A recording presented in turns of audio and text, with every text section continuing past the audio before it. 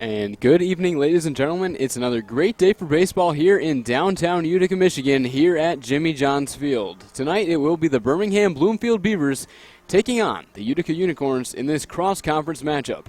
Hi, everybody. My name is Leo Ortel, and I'll be joined shortly by my broadcast partner, Rich Borland, to bring you the call for another game on this WCSX Classic Rock Saturday. We have a KISS tribute band in the house in our right field area. If you didn't catch last night's game on ESPN3, it was the Westside Woolly Mammoths who trampled the Utica Unicorns by a final score of 11-2. With some quality innings from pitchers Brian Quillins and Thomas Muratori, the Mammoths also came out swinging the bats as Sonny Cortez and Jackson Smith put together 3-hit nights, and Ryan Kemp hit his first home run of the season while also driving in 5. Tonight, the Unicorns will look to bounce back as they send starting pitcher, the right-hander Spencer Stockton, to the hill. Following a tough outing in his last start, Stockton has still been one of the Unicorns' best starting pitchers so far this season, as he owns a 3-1 record, a 2.70 ERA, and 26 strikeouts to 7 walks. They will also look for more offensive production by putting Adrian Guzman in the leadoff spot and using some newcomers from the College Senior Showcase in the bottom part of their lineup. For the Beavers, it will be the left-hander Jerry Salisbury making his 6th start of the season. Salisbury currently owns a 1-2 record, a 2.89 ERA, and has struck out 25 batters while walking just 9. After a good offensive game against the Hoppers back on Thursday, the Beavers will once again look for some good offensive production using the bats of Ross Haffey and Jack Haranek in the 3 and 4 spots. And as we have mentioned before, the 2019 USPBL standings have not changed since the first week of the season. However, with a win against the 11-4 Unicorns tonight, the 7-8 Beavers have a chance to move not only to a 500 record, but also a chance to surpass the Diamond Hoppers for second place in the league standings.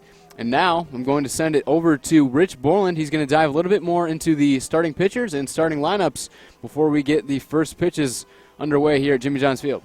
Yeah, appreciate it, Leo. Excited for this one tonight. First place Unicorns looking to fight back after that tough loss last night against the Westside Woolly Mammoths.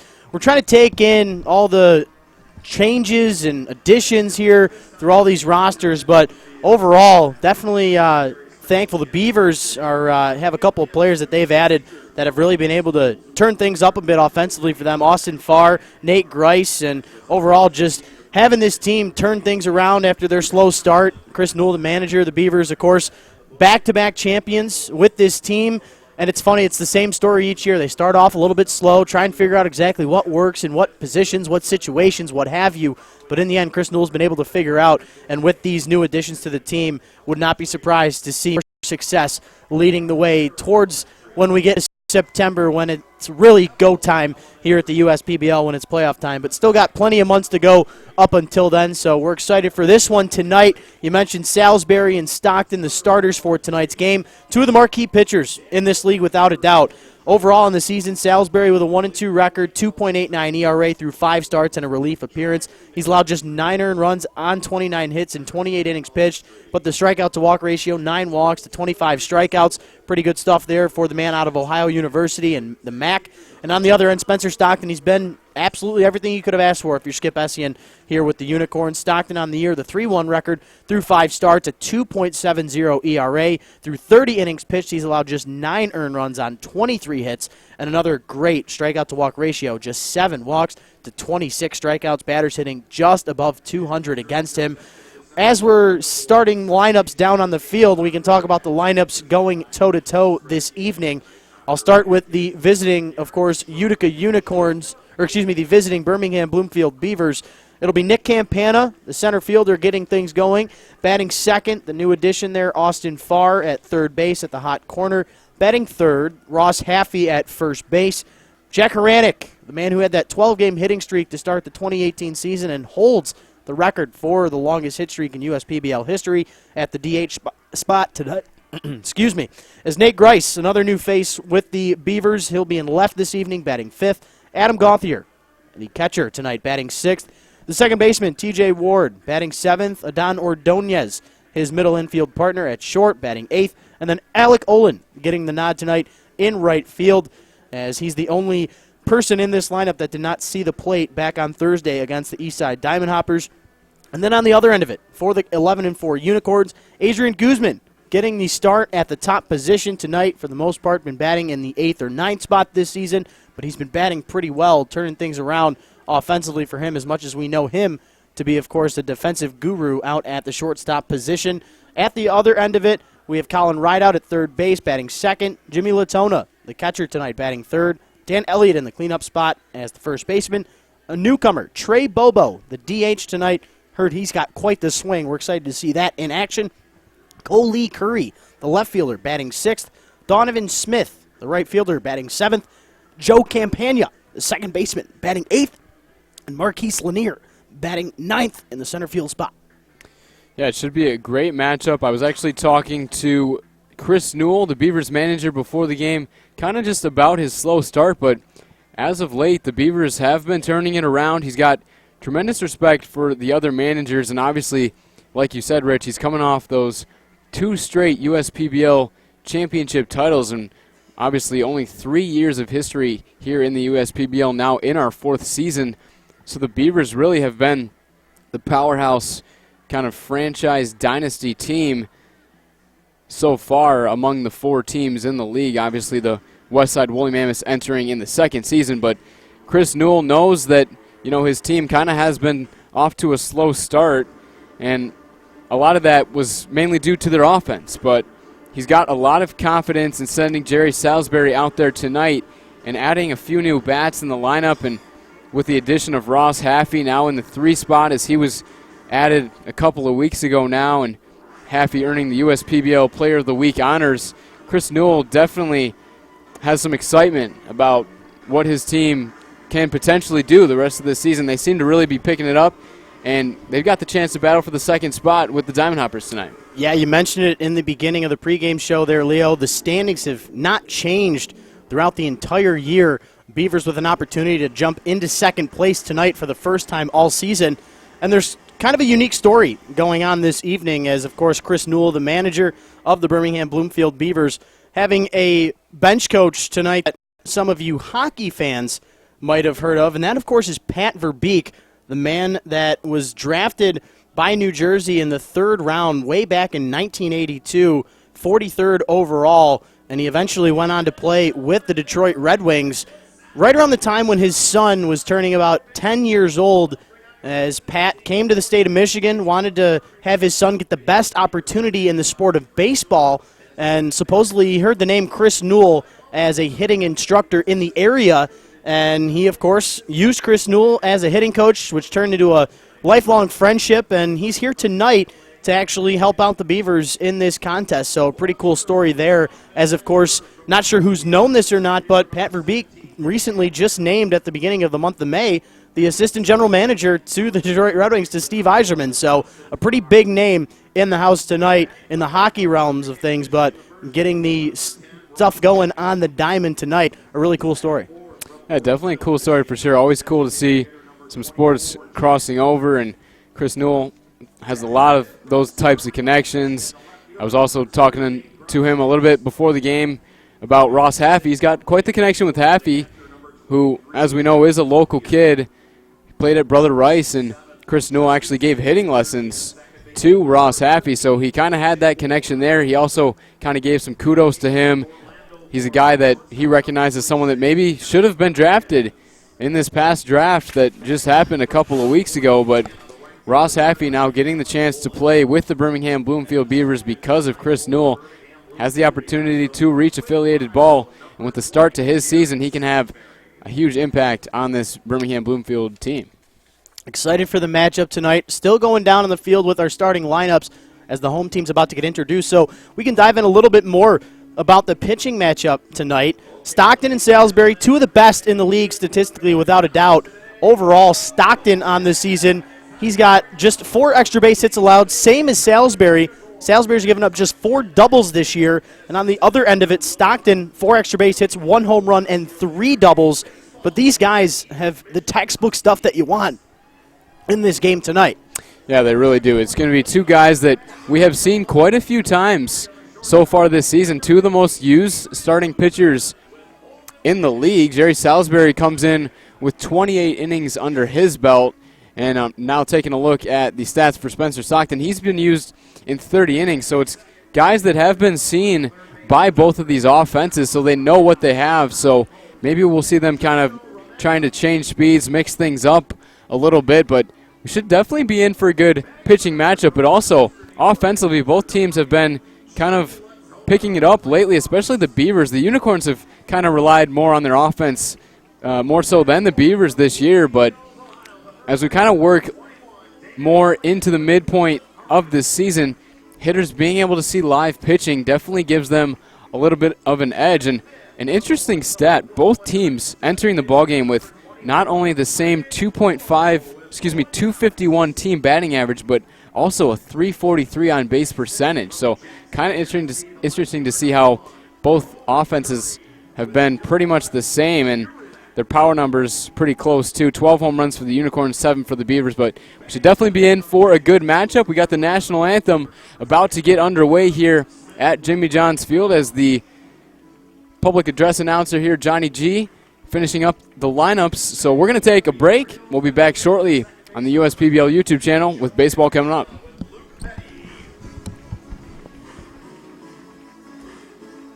Batting 9 from Warsaw, Virginia, the center fielder number 2, Marquise Lanier with Nathan Porter. And the starting pitcher tonight for the Utica Unicorns, cruising in on the Motor City Casino bullpen cart from Wellington, Florida, number 14, Spencer Stockton. Motor City Casino, a million miles away, right down the streets.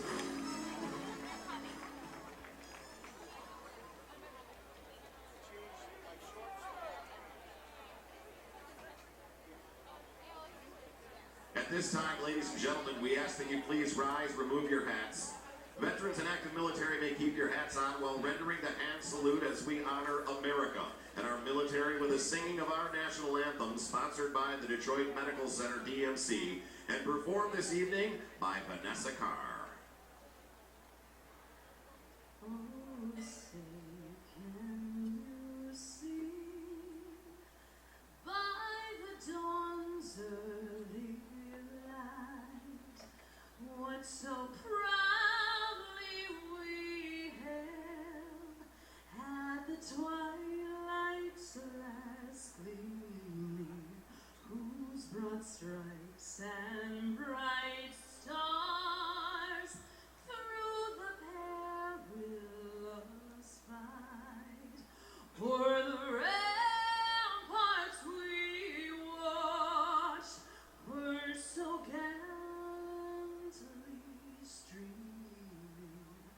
and rockets' red glares of bombs bursting in air gave proof through the night that our flag was still there.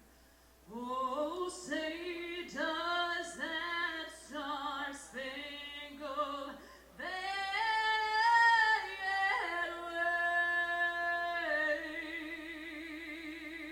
wave o'er the land of the free and the homeland of brave. Spectacular! Let's give it a hand, ladies and gentlemen.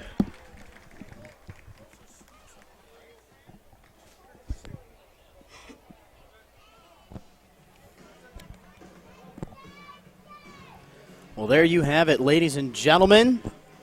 Anthem is all said and done here on this WCSX Classic Rock Saturday. Kiss Tribute Band in the house. Rich Borland alongside Leo Ortel with you. Excited for this pitching matchup on tap. Spencer Stockton has been immaculate this season. That 3-1 record, 2.70 ERA through 5 starts. He has the most innings on the season. Does Stockton at 30. Garrett Chrisman is behind him. He's on the Beavers with 29 innings pitched. Salisbury right behind both of them with 28. So two guys who have some of the longest tenures in the 2019 season on the bump. Stockton will toss a 4-seam fastball, change-up, a 2-seam fastball, and a slider that he has pretty good splits on. The 4-seam 35% of the time, the change-up 25%, the two-seam 17%, and the slider 14%. But that slider is devastating, especially when he gets ahead of these hitters. And, in fact, on first pitches, he's thrown in total 84 strikes, which is 72% of the time on first pitches, just 33 balls, which is 28% of the time. So that perfect scenario there for Spencer Stockton. Overall, though, on the season, he's been immaculate. 67% of the time he throws strikes. He's thrown 408 pitches coming into tonight's action, 274 strikes overall to just 134 balls. So if you're these hitters for Birmingham Bloomfield, you got to be ready and have that opportunity at your hand because Stockton's going to throw a lot of strikes. You don't want to get behind a guy like this who's got plenty of talent coming out of that right arm. Yeah, it's definitely going to be exciting to see what he can do, and I believe he is coming off kind of a tough start, so he'll maybe look to mix things up a little bit, but he's definitely a guy that does rely on throwing strikes, so if he can't find his inside and outside corners on the respective hitters, then he's a guy that, can't be that effective because he doesn't have maybe the best fastball and everything. And actually, Rich is taking a look at his last start, and it actually was a good start for him. 7 innings, 5 hits, and 1 earned run, so good numbers for him there. So really, we only saw one bad start so far this season from Stockton, which was against the Diamond Hoppers back on the 25th, in which he gave up 10 hits and 9 earned runs over just 4 innings. But since then, he's kind of gotten back to where he was at the start of the season, pretty much pure dominance. Yeah, Stockton lately has been tremendous. Just the one bump in the road, like you mentioned, towards the end of the month of May. His first 2 starts on the season, 12 combined innings, 3 hits allowed with 14 strikeouts and just 3 walks. But since then, he's been everything that Skip Essien has wanted at the top of this rotation, and Stockton ready to go here on this Saturday night action. First pitch, fastball right down Broadway. Nick Campana was ready for it. Hits this one dead center to Marquise Lanier, who has to backtrack to that warning track to make the catch. Nick Campana with plenty of pop in that bat, just couldn't find a gap. And that'll bring up Austin Farr, the 2018 Coastal Plain Hitter of the Year. And I'll tell you right here now, a lot of talent in that summer collegiate league. I was fortunate enough to be the director of media relations and broadcaster for the team that he played for last year. I was there a year ahead of him, but a lot of talent in the Coastal Plain League. Excited to have Austin Farr join us here with the Birmingham Bloomfield Beavers as he looks at ball 1 to begin this at-bat. So far on the season for Austin Farr, taking a quick look, he's 2 for his first 5 with these Beavers through the first game. And in total, though, taking a quick look at this, Farr from the left side, he's got so much pop in his bat. Him and a man named Miles Christian were toe-in-toe in that race for the 2018 Coastal Plain Hitter of the Year, and they were back-to-back in the order for the team as he swings through the 1-1 pitch, quickly down in the count, 1-2. Farr back on Thursday, 1 for 4 with a single, the run scored, and the RBI. Against Stockton, though, advantage the right-hander as he gets the newcomer Farr to swing and miss. That on the season, the second strikeout for Austin Farr. But that'll bring up Ross Haffey, the man who's, of course, coming off the USPBL Player of the Week. And, man, does he have some pop in his bat as he had 3 homers last weekend. Excited to see what he can do here. Thursday was 2 for 4 with a pair of singles. So we're seeing if the power will come back here for Haffey this time around. Unicorns on the other end of it, they started off the season tremendous. They've lost their last game yesterday. What a weird hop, though, on that infield grass. That's a tough spot for Stockton. Can't do much about it as the second baseman, Joe Campagna, was ready to make that play, but it ricocheted so much that it tailed into right center field. It was kind of just on that lip between the grass and the dirt there, so a little bit of middle ground, as you could say, and you sometimes just never know what kind of hop a ball is going to take. We have mentioned before that the infield grass is pretty long here at Jimmy John's Field and does tend to slow down the ball. But also, just going back to maybe the approach for the Beavers, they are coming out very aggressive. We've already seen 2 out of the 4 batters up at the plate, and now 3 out of the 4 batters up at the plate swinging at the first pitch. An aggressive approach, and maybe Chris Newell took that whole strike-to-ball ratio on the first pitch from Stockton into account here. Is this team aggressive, trying to make things happen? And outside of that weird bump, the single for Haffey, it's been a great inning for Stockton as the second baseman, Campagna, backs up almost into the right field spot. calls it over. Donovan Smith for the third and final out. The single with 2 outs goes unscathed for Stockton. We head to the home half. You're watching the USPBL YouTube channel.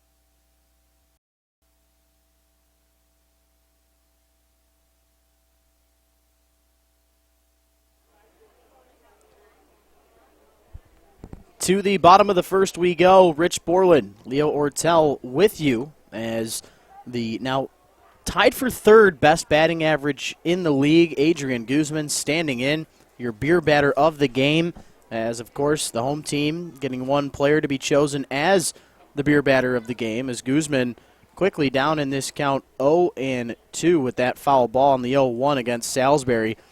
For anybody up in the suites or down in the bathrooms on the concourse, if Guzman gets a hit here, just $5 craft beers down that left field third base side concourse area in our craft beer garden. So be ready for a loud cheer if he gets a knock. But it won't be easy against Salisbury. The left-hander out of Ohio University, tied with Donald Goodson and Spencer Stockton and Goatsies for the most starts in the league thus far. Mentioned earlier in the broadcast, third most innings pitched on the season, of course, there for Salisbury, as he's been really good from that left side with the 2.89 ERA. But Adrian Guzman, advantage here. Base knock to lead off the night for the Corns. And they're coming off maybe one of their worst games of the season, of course, against those West Side Woolly Mammoths last night, losing 11-2. Had those roster changes, and the Mammoths, I would say, the biggest benefactors of the whole college senior showcase back on Monday, where they gained a couple of really big bats in their lineup. So the Corns are going to have to try and fight back and battle here in this game after putting up just the 2 runs in the contest last night, as Colin Rideout had 2 of their hits, and they were both singles. He also came in to score one of their 2 runs as he looks at called strike 1, a lefty-lefty matchup here. Salisbury on the season, 487 pitches coming into tonight's action, 313 strikes, which he throws 65% of the time. This one tailing into the corner, the left-hander Rideout missed that one by just a hair, as it was about 2 feet shy of getting out of here and about 5 feet left of that foul line. So he was almost on it, but just a long strike there for Salisbury. He's got a 4-seam fastball that he actually doesn't throw anymore. I talked with him down in the clubhouse prior to today's game, as that one misses upstairs. Now it's 1-2. Salisbury said that he really needed to change things up. he had been not giving up a lot of extra base hits this year, just 5 on the season altogether, and all of them have been doubles. He hasn't given up a home run, but he said that he's throwing strictly 2-seams now. As you see one upstairs there, Rideout swings and misses for out number 1. Yeah, and I actually did talk to Colin Rideout at the media desk outside the stadium before the game, and Rideout, kind of going back to what you were talking about, Rich, as far as offense yesterday, Rideout recognized, they only had the 2 runs and the 6 hits overall in those 9 innings, and I kind of asked him, what's going to be the key for the team today against the Beavers? I mean, you're facing off against the good starter in the lefty Salisbury, but he really just said they got to have a better offensive approach, and really what it comes down to is just putting hits up on the board. Yeah, after the first couple of starts, Salisbury had been throwing the 4-seam fastball over 60% of the time.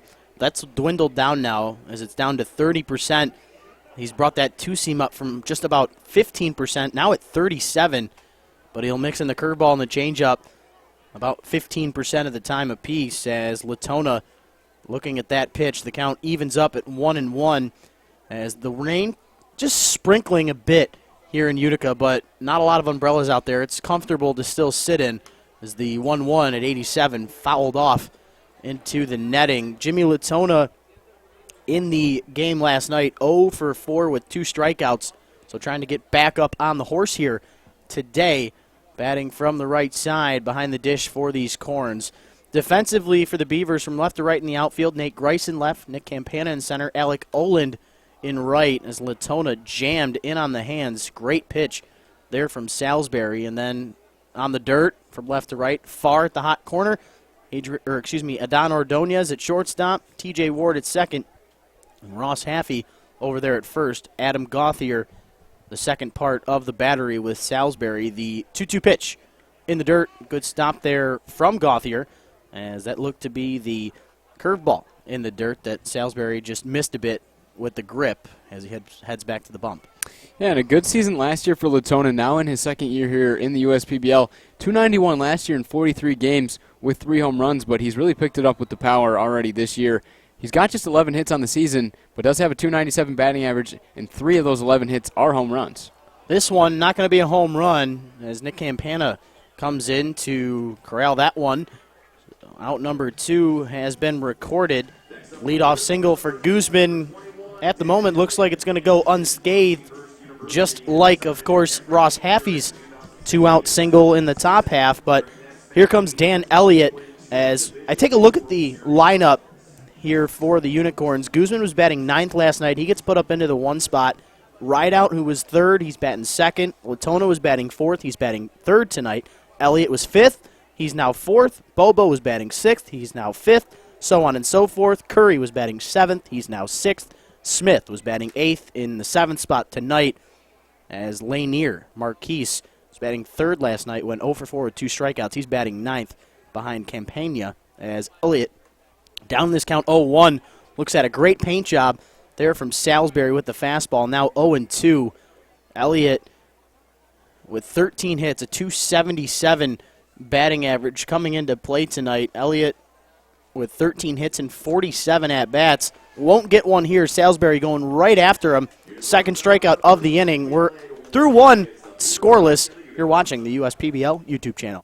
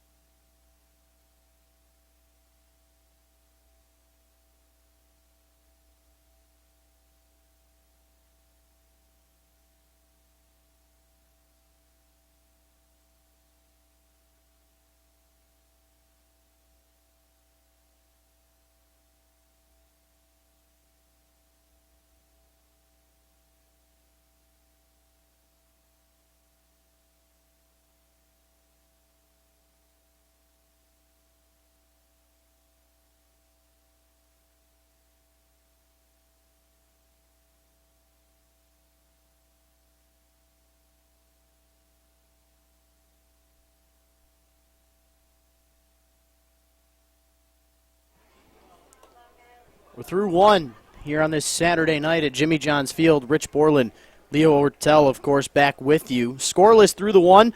Both starters left one base runner on the one single. Pretty much what we expected tonight. These guys will spread hits out throughout this evening's game, but for the most part, doing a good job to not allow them to have multiple hits in innings. Stockton does a better job of it, and he's a guy who I would say throws more strikes than Salisbury consistently. As Grice, you see, quickly down in this count, 0-2 already. Was 0 for 4 on Thursday with a strikeout in a tough spot here against Stockton. Would be shocked to see anything other than the slider away, and there it is as Latona brings it right back to him.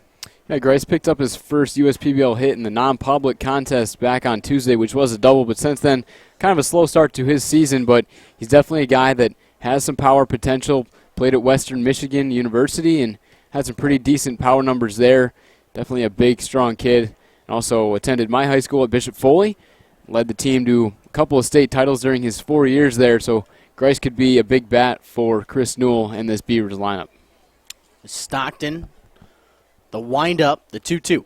Fastball away at 89, swung on and missed. Grice was ready for it, but could not catch up to it. Swings through it. Second strikeout of the night for Stockton. As taking a quick look at his overall numbers, had 5 strikeouts in his debut, 9 Ks in the one hitter that he threw through 7 innings on the 17th against the Mammoths. As the first pitch to Gauthier misses high and away. Had a tough outing on the 25th where he only had the 1 strikeout through 4 innings and allowed the 7 earned runs against the Diamond Hoppers, but came right back to it on the 31st with 6 Ks against the Mammoths. And then just on the 6th of June, he had 5 strikeouts in the 7-inning affair, allowed just the 1 earned run on 5 hits in the victory against the Beavers back on that June the 6th game. Gauthier, meanwhile, he's worked a 2-0 count. Great hitters count for number 23 as Stockton, the leg kick, push, almost squeezed there for strike 1, but nobody on base. No issue here as Stockton having a conversation there with our home plate umpire. Scott Wolendowski doing the strikes and balls calling this evening. Gauthier ahead in the count 2-1 as the wind blows out to right field. Takes this one right to the right fielder, Donovan Smith, for the first knock of the inning. So 2 singles allowed for Stockton so far through this one, but able to get it done with runners on base. We'll see if TJ Ward can take advantage and get the first base runner into scoring position in this contest. And I think in this start, Stockton definitely needs to try to use that control to his advantage. Rich has talked about how he's a very consistent strike thrower, just as he was at Jacksonville University this past season. He gave up just 23 walks in 92 and 2/3 innings pitched, so he's a guy that works more so east and west than north and south as far as where he locates pitches. He's going to look to try to find that outside corner as much as he can, especially with the Beavers' aggressive approach in this game so far. TJ Ward looks at the first pitch that he sees in the at-bat. That ball missing away. TJ Ward on the season batting .268 through 14 games, 15 hits and 56 at-bats. As this one flared out to center. Underneath it, Marquise Lanier. Looks like he's going to find it. And you love the try from Gauthier as maybe more of a see what the arm can do. As Lanier tosses that one into second base. As Ward flies out to center for out number 2, Adon Ordonez coming up to the plate. And just a perfectly executed pitch there from Spencer Stockton. He went to either that 4-seam or 2-seam fastball right on that outside corner, and it wasn't terrible contact for TJ Ward, but it's a very tough pitch to hit as a hitter, is that fastball that just catches that outside corner. So great pitch for Stockton, who's got 2 down. Ordonez now standing in. Was 1 for 2 on Thursday against the Hoppers with a single, a run scored, and a strikeout. Ordonez batting .242 through the season thus far. 7 hits through his first 31 at-bats. Got 3 doubles, though, so far this year as he swings and misses on the 1-0 pitch from Stockton, who looks like he's going to be able to strand another single here the second time through in this second inning. Mentioned Stockton, just incredible numbers so far this year. As this one right underneath the first baseman, Dan Elliott. That one goes into right field as Ordonez reaches safely. Runners now on the corners, and that's a tough spot there as Stockton was ready to be out of the inning. Go back in there with just count them 15 or so pitches. He had just 7 through the first inning. 6 of them were strikes. And so far through this inning, 5 to Grice, 4 to Gauthier, just 2 to Ward, and 3 to Ordonez as he reaches on the error committed by Elliott. Now Alec Olin's turn to try and make that mistake really go down punished as he stands in, looks at ball 1 to begin this at-bat. On the season, Alec Oland for Birmingham Bloomfield, he started in just 12 games, 11 for his first 43. He's got a .256 average coming into today's contest.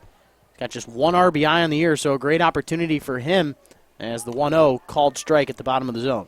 Yeah, Olin did not start in the last game that the Beavers played, which is against the Hoppers back on Thursday. He did appear as a pinch runner in that game, but seeing live pitching for the first time this week.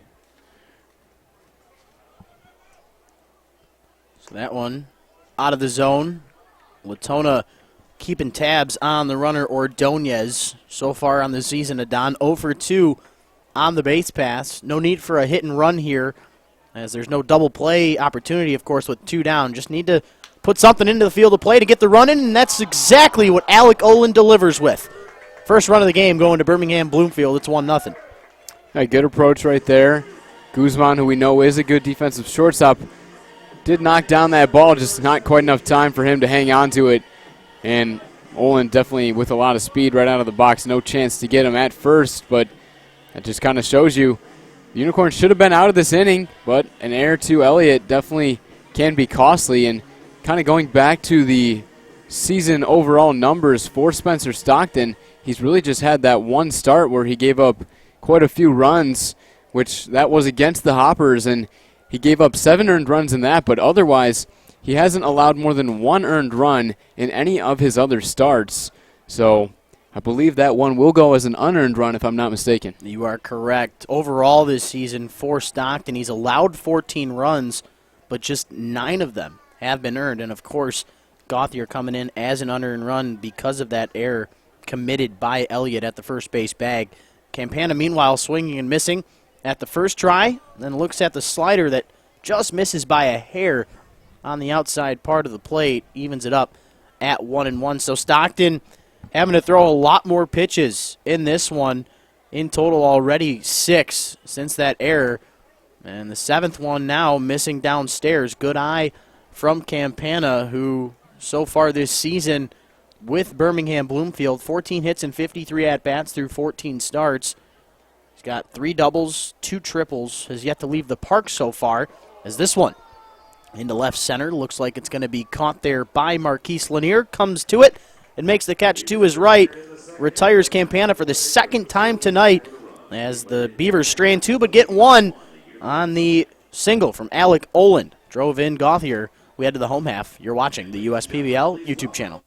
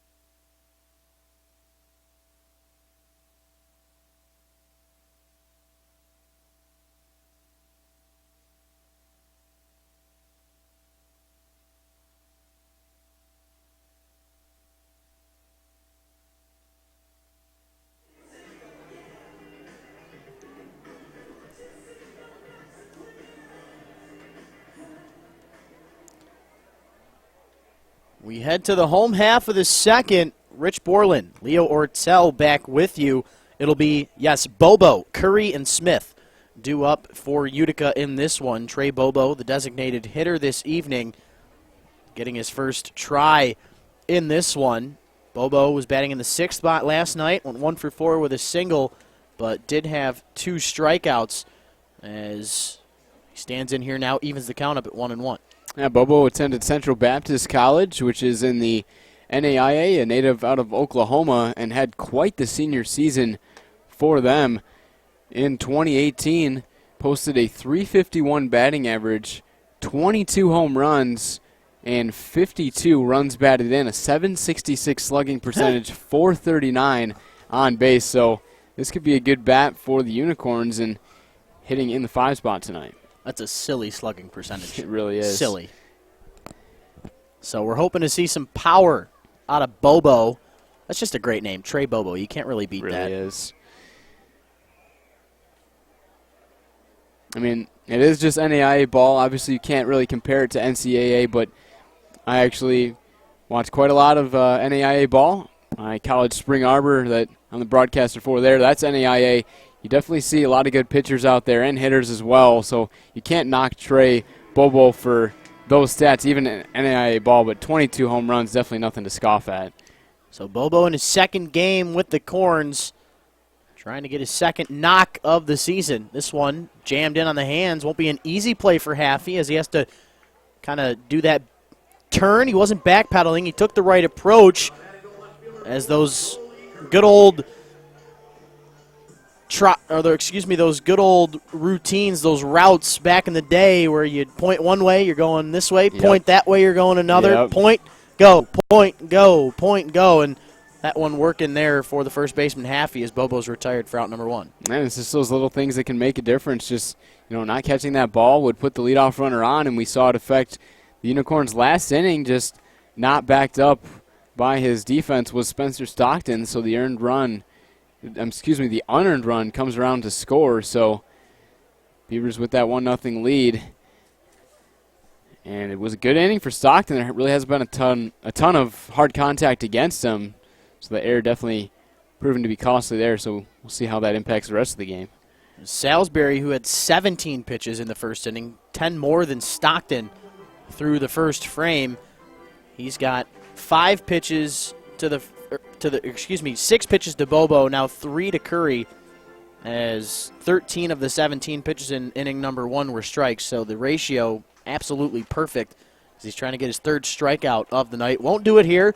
This one popped up on the left side. Adon Ordonez, the quarterback of the infield, taking charge, calls off far as the second pop out to the infield goes down in the books there for Salisbury, who is definitely, without a doubt, a fly ball pitcher.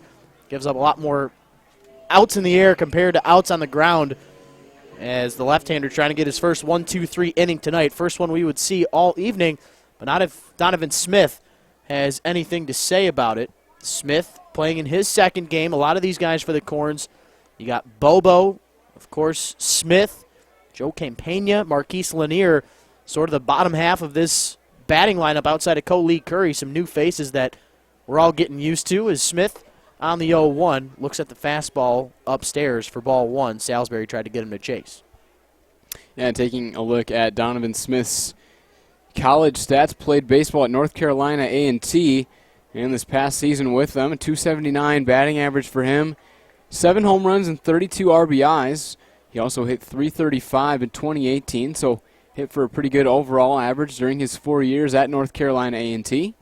So it'll be interesting to see what he can do with the bat. He's got the favorable matchup against the lefty Salisbury, as he is the right-hander. So the Beavers, if you're just joining us, got the 1 run in the top of the second. Gauthier singled with 1 out.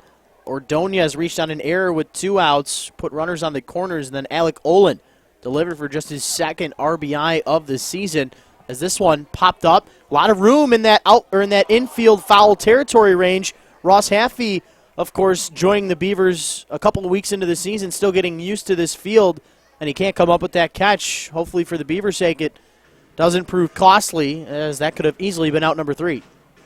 Yeah, and that's one that's definitely a tough play with the large foul ground here at Jimmy John's Field. Probably one that should have been made, but redemption here for Donovan Smith, looking for his second hit in the USPBL after going 1 for 4 last night against the Mammoths. Yeah, that one hit he had was, in fact, a single. That's, for the most part, all Salisbury has given up this year. Mentioned coming into action tonight, he's allowed 29 hits, but only 5 of them have been for extra bases, and all of them have been doubles. So Salisbury, a guy who does not give up a lot of extra base hits, as for the most part keeping that ball in the air instead of on the dirt or on a line. As the 1-2 comes, fastball at 87, missing upstairs. Trying to change that eye level for Smith as the count evens up at 2-2. Rain falling a little bit heavier now as the umbrellas start to come out. Breaking ball hung up there for Salisbury. As you can see, him not pleased with himself. Tried to get that 1-2-3 frame, but Smith not allowing that to happen. And that kind of just goes back to the play that Haffey probably should have made. Another base runner on here in this game that should not have reached, so should have been out 1-2-3. But the Unicorns trying to string together a 2-out rally here. It'll be Joe Campagna looking for his first USPBL hit. Yeah, Campagna pinched hit for Bonneke in the game last night. Went 0 for 2 with a strikeout as he stands in from the right side, looks at the fastball that misses upstairs for Salisbury. Wonder if that rised mound has anything to do with where his pitches are at right now. Maybe it has a little bit to do with the grip on the ball. Of course, with the rain coming down a bit, that one missing downstairs this time around. And you can tell Salisbury not pleased with himself after allowing Smith to take that hanging breaking ball into left field. The 2-0 to Campagna. Fouled off to the right as he tried to put that one in between the lines, but instead turns into a souvenir there for a lucky fan. Yeah, we know that the rain can definitely affect the pitchers. It's something we talked about back on Thursday when the rain was pretty much coming down consistently for the whole game. And we did see the pitchers struggle early on in the game, but kind of as the game progressed, maybe able to get used to it a little bit more. And we saw 5 straight innings that were shutout innings from the pitchers. But right here, when it wasn't really raining that hard to begin this inning, you can see Salisbury is kind of struggling just because he's not getting that good grip on the ball. So runners now on first and second after the 2 pop-outs. Here comes Marquise Lanier. Had 2 strikeouts in the 0 for 4 debut when he was batting in the 3 spot yesterday. But an opportunity with a new day, as Lanier has been busy in center field so far tonight. Already with 3 balls ran down. We'll see what he can do offensively as Salisbury throws a breaking ball to start. Looked good from up here, but home plate umpire Scott Wolendowski says not so fast. Must have broke just a little bit late.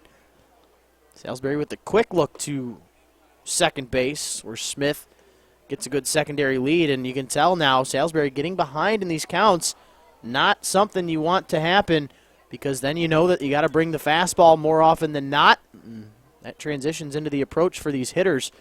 And you see Lanier on that 88-mile-an-hour pitch, swings, but can only foul it off behind us here. Yeah, Lanier's another new face here in the USPBL, picked up in the College Senior Showcase.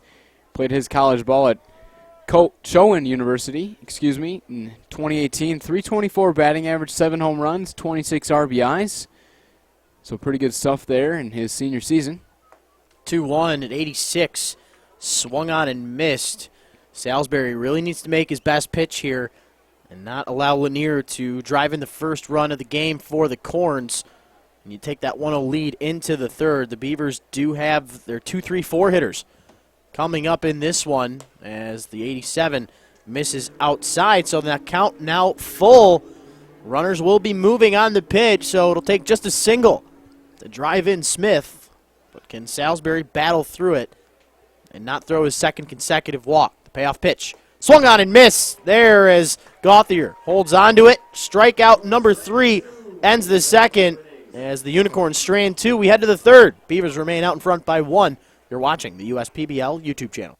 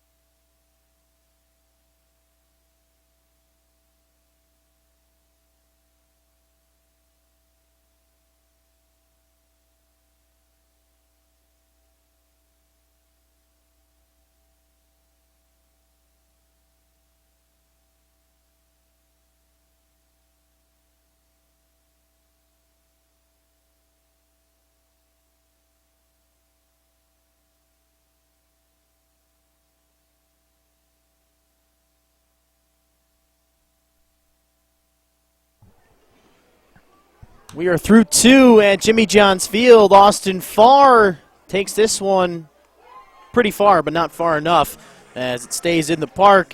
First pitch swinging is the third baseman, but right to Donovan Smith in that right field position. I know we did it with the Beavers. Definitely need to mention it for Utica. Coley Curry in left, Marquise Lanier in center, Donovan Smith in right. Right out at the hot corner, Guzman and Campagna up the middle. Elliott over there at first with that error already tonight. Latona behind the dish with Stockton doing the deliveries. As Haffey looks at called strike one. He's 1 for 1 with the single in the first as he cuts through the off-speed pitch there from Stockton at 82 quickly. Down in this one, 0-2 to start, but Haffey has been tremendous this season through his first 6 games, batting right at 300 with 6 hits through his first 20 at-bats, but won't get anything done there. Haffey strikes out for the 12th time this season as it'll be Jack Haranek coming up to the plate in this one. Yeah, look to either be that changeup or slider, but either way, a great off-speed offering there from Stockton as Haffey was down 0-2, just able to bury it in the dirt. Knows that Haffey takes pretty big cuts out there, so picking up on that scouting report, definitely paying off there for Stockton now with his third strikeout.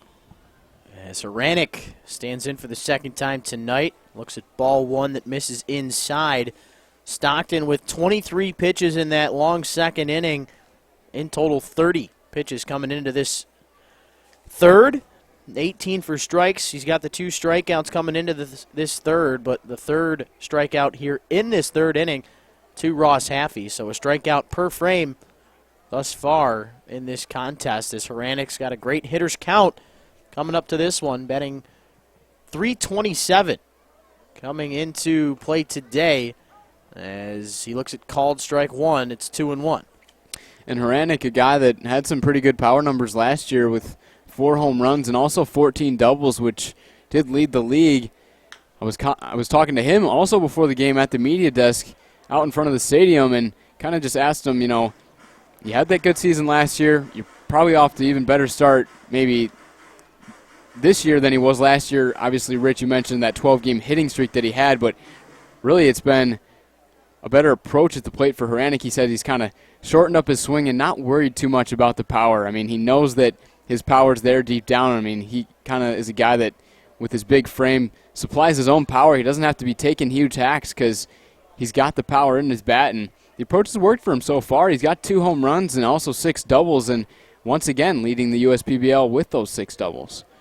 Yeah, Haranek with, like you said, 6 doubles on the season. There's 3 Beavers that have 3 doubles this year, but no one else has more than 1. The 3 Beavers with the 3 doubles this year, Ordonez, Campana, and Ward, but no one else has more than 1 solo double. So Haranek providing a lot of the extra base power for this team, accompanied with his, of course, 2 home runs. Haffey's got 3, he's got 2. Gauthier has 2, but Kemp has the only other. And that's it for the Beavers as he swings through the payoff pitch. 2 strikeouts to end the inning for Stockton, in total with 4 now on the night. We head to the home half of the third. Top of the order due up for Utica. You're watching the USPBL YouTube channel.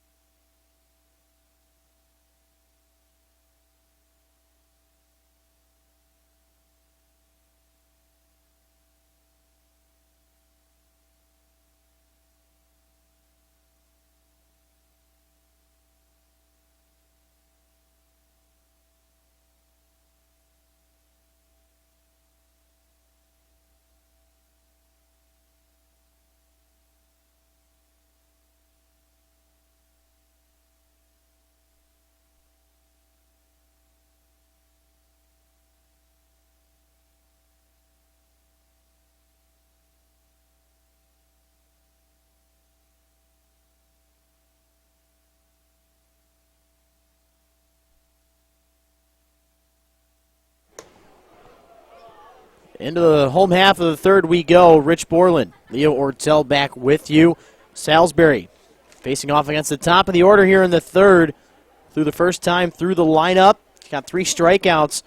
He's not allowed to run just yet. He's spread 3 singles out through this one. Guzman has one of them. He led this home half of the first offensively for the for the Unicorns with the single, but was stranded on first after Salisbury retired right out Latona and Elliott in order after that. And he's got Guzman down in the count quickly, 0-2 with that foul ball over to the right. But it's been tremendous what Guzman has been able to provide offensively in the last couple of weeks. I remember at one point his batting average was right around 215, but it's now at 327. That's absolutely remarkable.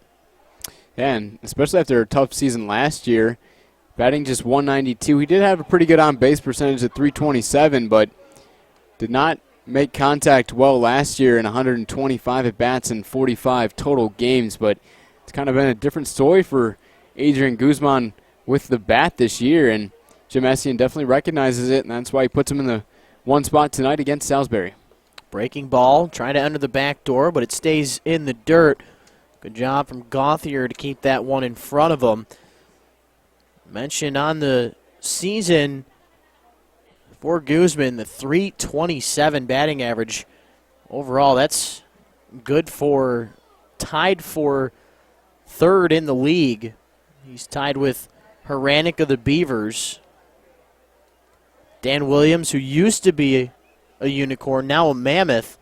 He, of course, batting 324, so a big loss there for Utica as the shuffling of the players has happened with the College Senior Showcase. Adrian Guzman with the ball in on the hands. Can Campana come up with it? No, he cannot. Tries to lay out to make the web gem catch, but it will, in fact, fall. And with the diving try, no error there for Campana, but Guzman with his second single through just 3 innings. And I believe both of them coming with 2-strike counts. He was down in the count there, 1-2. The first time around, I think it was an 0-2 count. Actually, another 1-2 count. So really shows his ability to, shorten up the swing with the 2-strike count. So it's a great approach there, and already 2 for 2 for Guzman, who continues to up that 327 batting average, which he came in with in this game. So here comes Colin Rideout. Rideout's been great so far for Utica, as he's got the third most hits in the league with 19 coming into play tonight. 0 for 1 thus far with the swing and miss strikeout. Oh no, Salisbury slipping on the mound. He looks like he's in pain. That's not a good sign. He's hunched over. His catcher, Gauthier, there to console him, but this is not a good sign here for the left-handers. He looked like he awkwardly came down, and at this point in time, we're just hoping that it's nothing serious. Yeah, not sure if maybe the rain had something to do with that. Kind of a slippery surface on the mound that has been raised 2 inches this year here in the USPBL, so some revolutionary changes with that, and you can see Chris Newell out there kind of tapping on the dirt with his feet to see if it's still solid. And if you tuned into the game on Thursday where it rained consistently throughout the whole game, we did see multiple appearances of the ground crew in the middle of the game trying to repair that landing spot with some clay and quick dry. Now Salisbury appears to be throwing some warm-up tosses to see if he's okay. Can't really tell just yet. He was able to get through that first try. Looks like he's good with the left leg at least, but it looks as if it's, of course, the right leg, the landing foot, as I know Jerry's a bulldog out there, and got to imagine as long as he can walk, he's going to stay on the bump, as it is without a doubt that landing foot. So it looks like we're going to be okay at the moment, but we'll keep an eye on it, hoping that he's all right. Good looks to our official medical provider, Detroit Medical Center at DMC. So keep tabs there on Salisbury, hoping he's all right as Rideout heads back out to the left side of the batter's box.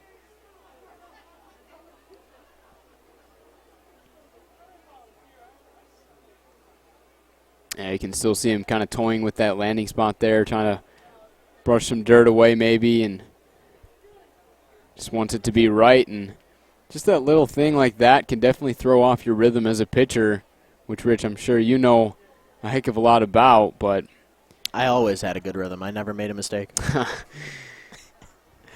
I wish. No, I wish. As the 1-0 swung on and missed as we get back into the action. Good sign there from Salisbury.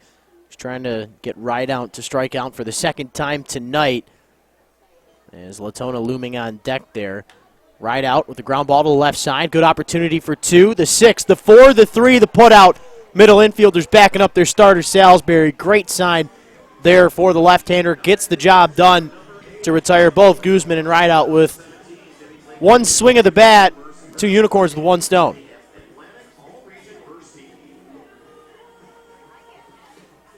So here comes Latona.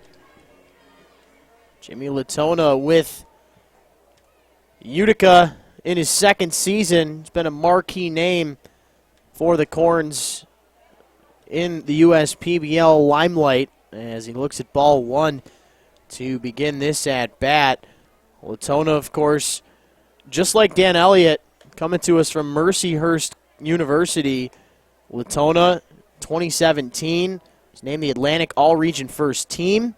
And he ended last season hitting in 11 of his last 12 games and finished 4th overall in the batting average tally as he fouls off the 2-0. It's 2-1.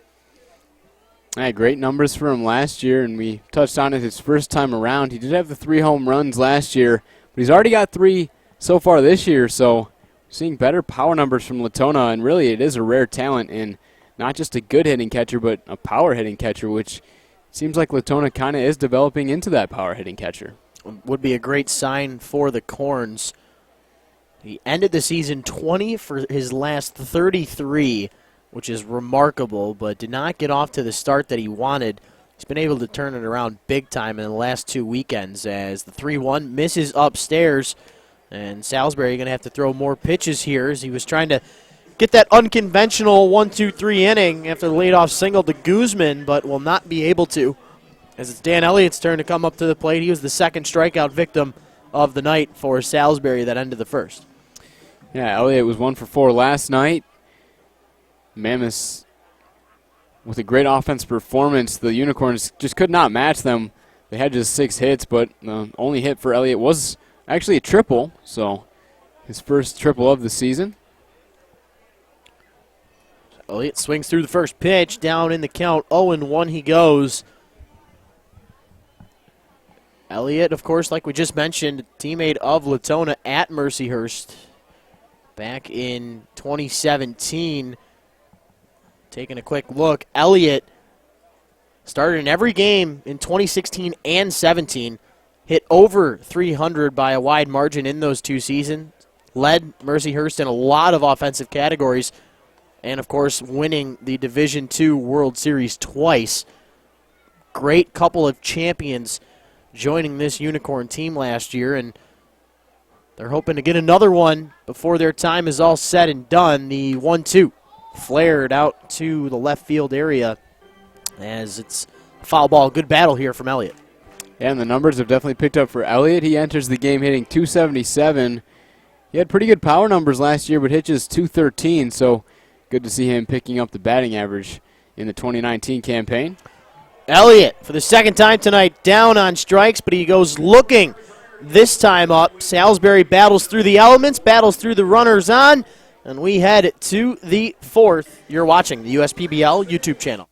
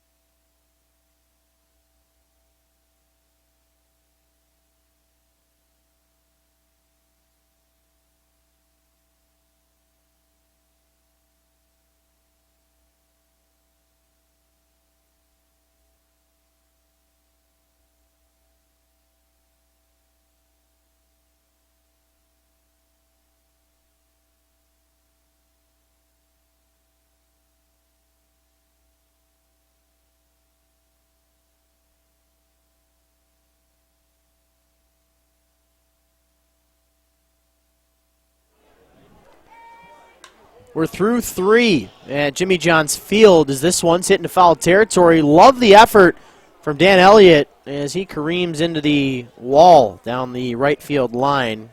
Love the hustle, but can't get the result out of it as Nate Grice standing in for the second time tonight. 0-for-1 with a swing and miss strikeout that started off that long second inning for Spencer Stockton as he was that close to getting 3 outs on 4 batters, but an error from Elliott did not allow the inning to stop. And then Alec Olin came through with an RBI single. Of course, that run unearned for Stockton. As for the second time tonight, he's got Nate Grice down in the count 0-2. He battled back with 2 balls in that last at-bat, but Stockton ended up finishing him off. We'll see what he goes with here. The 0-2 pitch in the dirt at 81. Most likely that changeup that he throws a quarter of the time. Good eye from Grice to not pull the string. Yeah, definitely not a bad try. He knows that Grice has been taking pretty healthy hacks against him so far, so definitely not a bad try as he looks like he went back to the fastball there and had him behind. He's tried to kind of jam him inside with that fastball a couple of times now. As this one swung on and missed, Grice, for the second time tonight, will be a swing and miss victim. Didn't see that a lot at Bishop Foley, did you? No, definitely not. He put up some great power numbers there. Not really known to strike out a lot, but definitely a lot different level of baseball right here. But probably saw some pretty good pitching at D1, playing D1 baseball at Western. This one taken for a ride out to left. Adam Gauthier with his third home run of the season gives the Beavers their second run of the game. Second home run allowed by Spencer Stockton this season.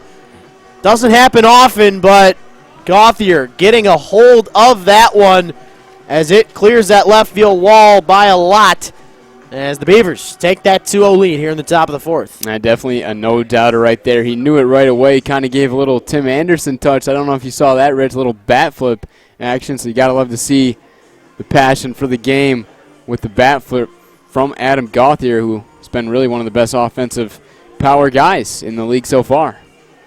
Stockton definitely let that one sit over the heart of the plate. Gauthier taking full advantage of it. And he scores for the second time tonight. Good sign there for the catcher as T.J. Ward now standing in as he fouls off the first try from that right hand of Stockton, who he gave up the home run in that long, long night for him back on the 25th of May against those Diamond Hoppers. But overall, it's been a great season for Spencer Stockton. Salisbury with 63 pitches through 3 innings. Stockton with just 40. But overall, technically, Salisbury doing a better job ahead here 2-0 as Ward fouls off this one to the left side this time around. He's quickly down in the count, 1-2. Mentioned Ward and Campana, teammates, conference champions at Hartford, transitioning into Beavers halfway through the season as a part of the College Senior Showcase last year. And in the end, it's all about who you know, as there's been a lot of players in this league joined because of people that they knew from college, and sort of the same thing happening tonight as everybody in America was notified. The networking, of course, for LeBron James. He's got a big addition coming to L.A., of course, with Anthony Davis joining him. That's going to be quite the scene in L.A. as they gave away pretty much half their team for him. But in the end, I got to imagine it's going to be well worth it as we get back onto the diamond. The 0-2 to Ward. Good try from Latona on the frame job as it's 1-2 now as the 0-2 fastball misses away. Good eye there from TJ, who's 0-1 with the fly out to Lanier in center.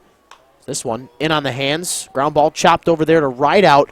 Rifles it to Elliott at first for the 5-3 put out. Nobody on, 2 outs. Good job of Stockton to limit the damage as he's only allowed a couple of base runners tonight. But toughest situation for the Corns so far this evening. That error from Dan Elliott back in that second inning when Don Ordonez reached, and he comes up here 0-1 on the night as he's trying to make a name for himself, batting just .242 coming into play tonight. But overall, not a bad guy to have at the shortstop position. Ordonez with 8 hits through his first 33 at-bats. Down in the count 0-1 to start this at-bat as Chris Newell trying to have the offense continue from what they had in their last game when they put up a 6 spot against those Diamond Hoppers in their 7th victory of the season. As for the first time tonight, we could see the standings change in the USPBLs. It's been the Unicorns in first, of course the Diamond Hoppers in second, Beavers in third, Mammoths in fourth. Ever since May the 10th, back on opening day, is this one tailed into right center, but staying busy out there is Marquise Lanier. He catches the 4th fly out to center tonight for Utica as the home run from Gauthier drove in the second run of the game. It's 2-0 Birmingham Bloomfield. We head to the home half of the 4th. You're watching the USPBL YouTube channel.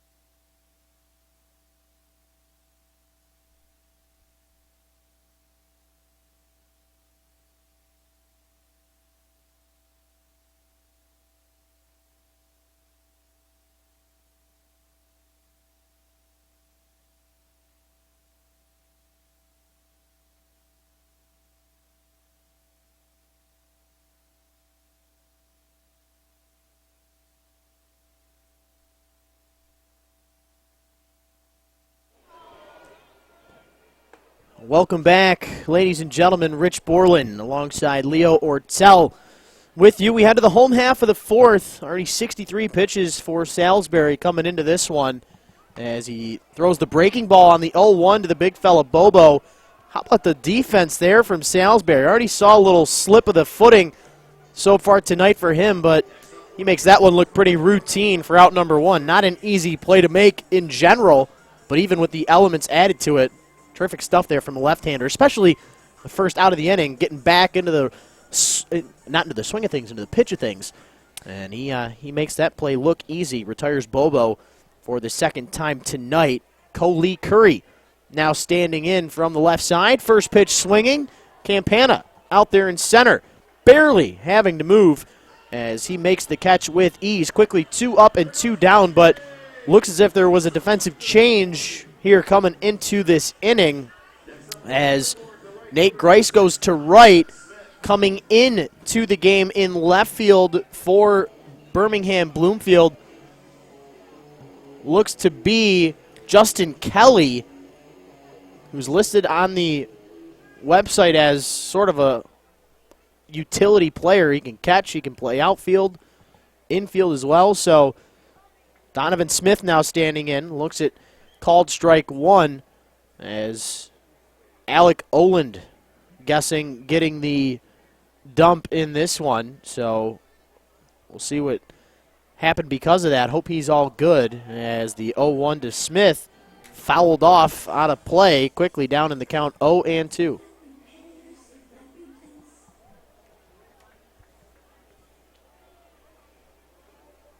Yeah, Smith picked up his second USPBL hit in his first at bat, 1-for-1 with the single to left.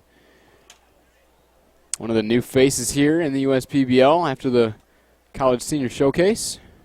That 0-2 pitch just missing by a hair as we saw a couple of players up the middle defensively for Birmingham Bloomfield make their way towards that first base dugout, but Salisbury won't get the job done there. The 1-2 looks as like this will cap it as for the second consecutive out, Campana makes the catch, and we are through 4 in this one. Beavers out in front 2-0 ahead of Utica.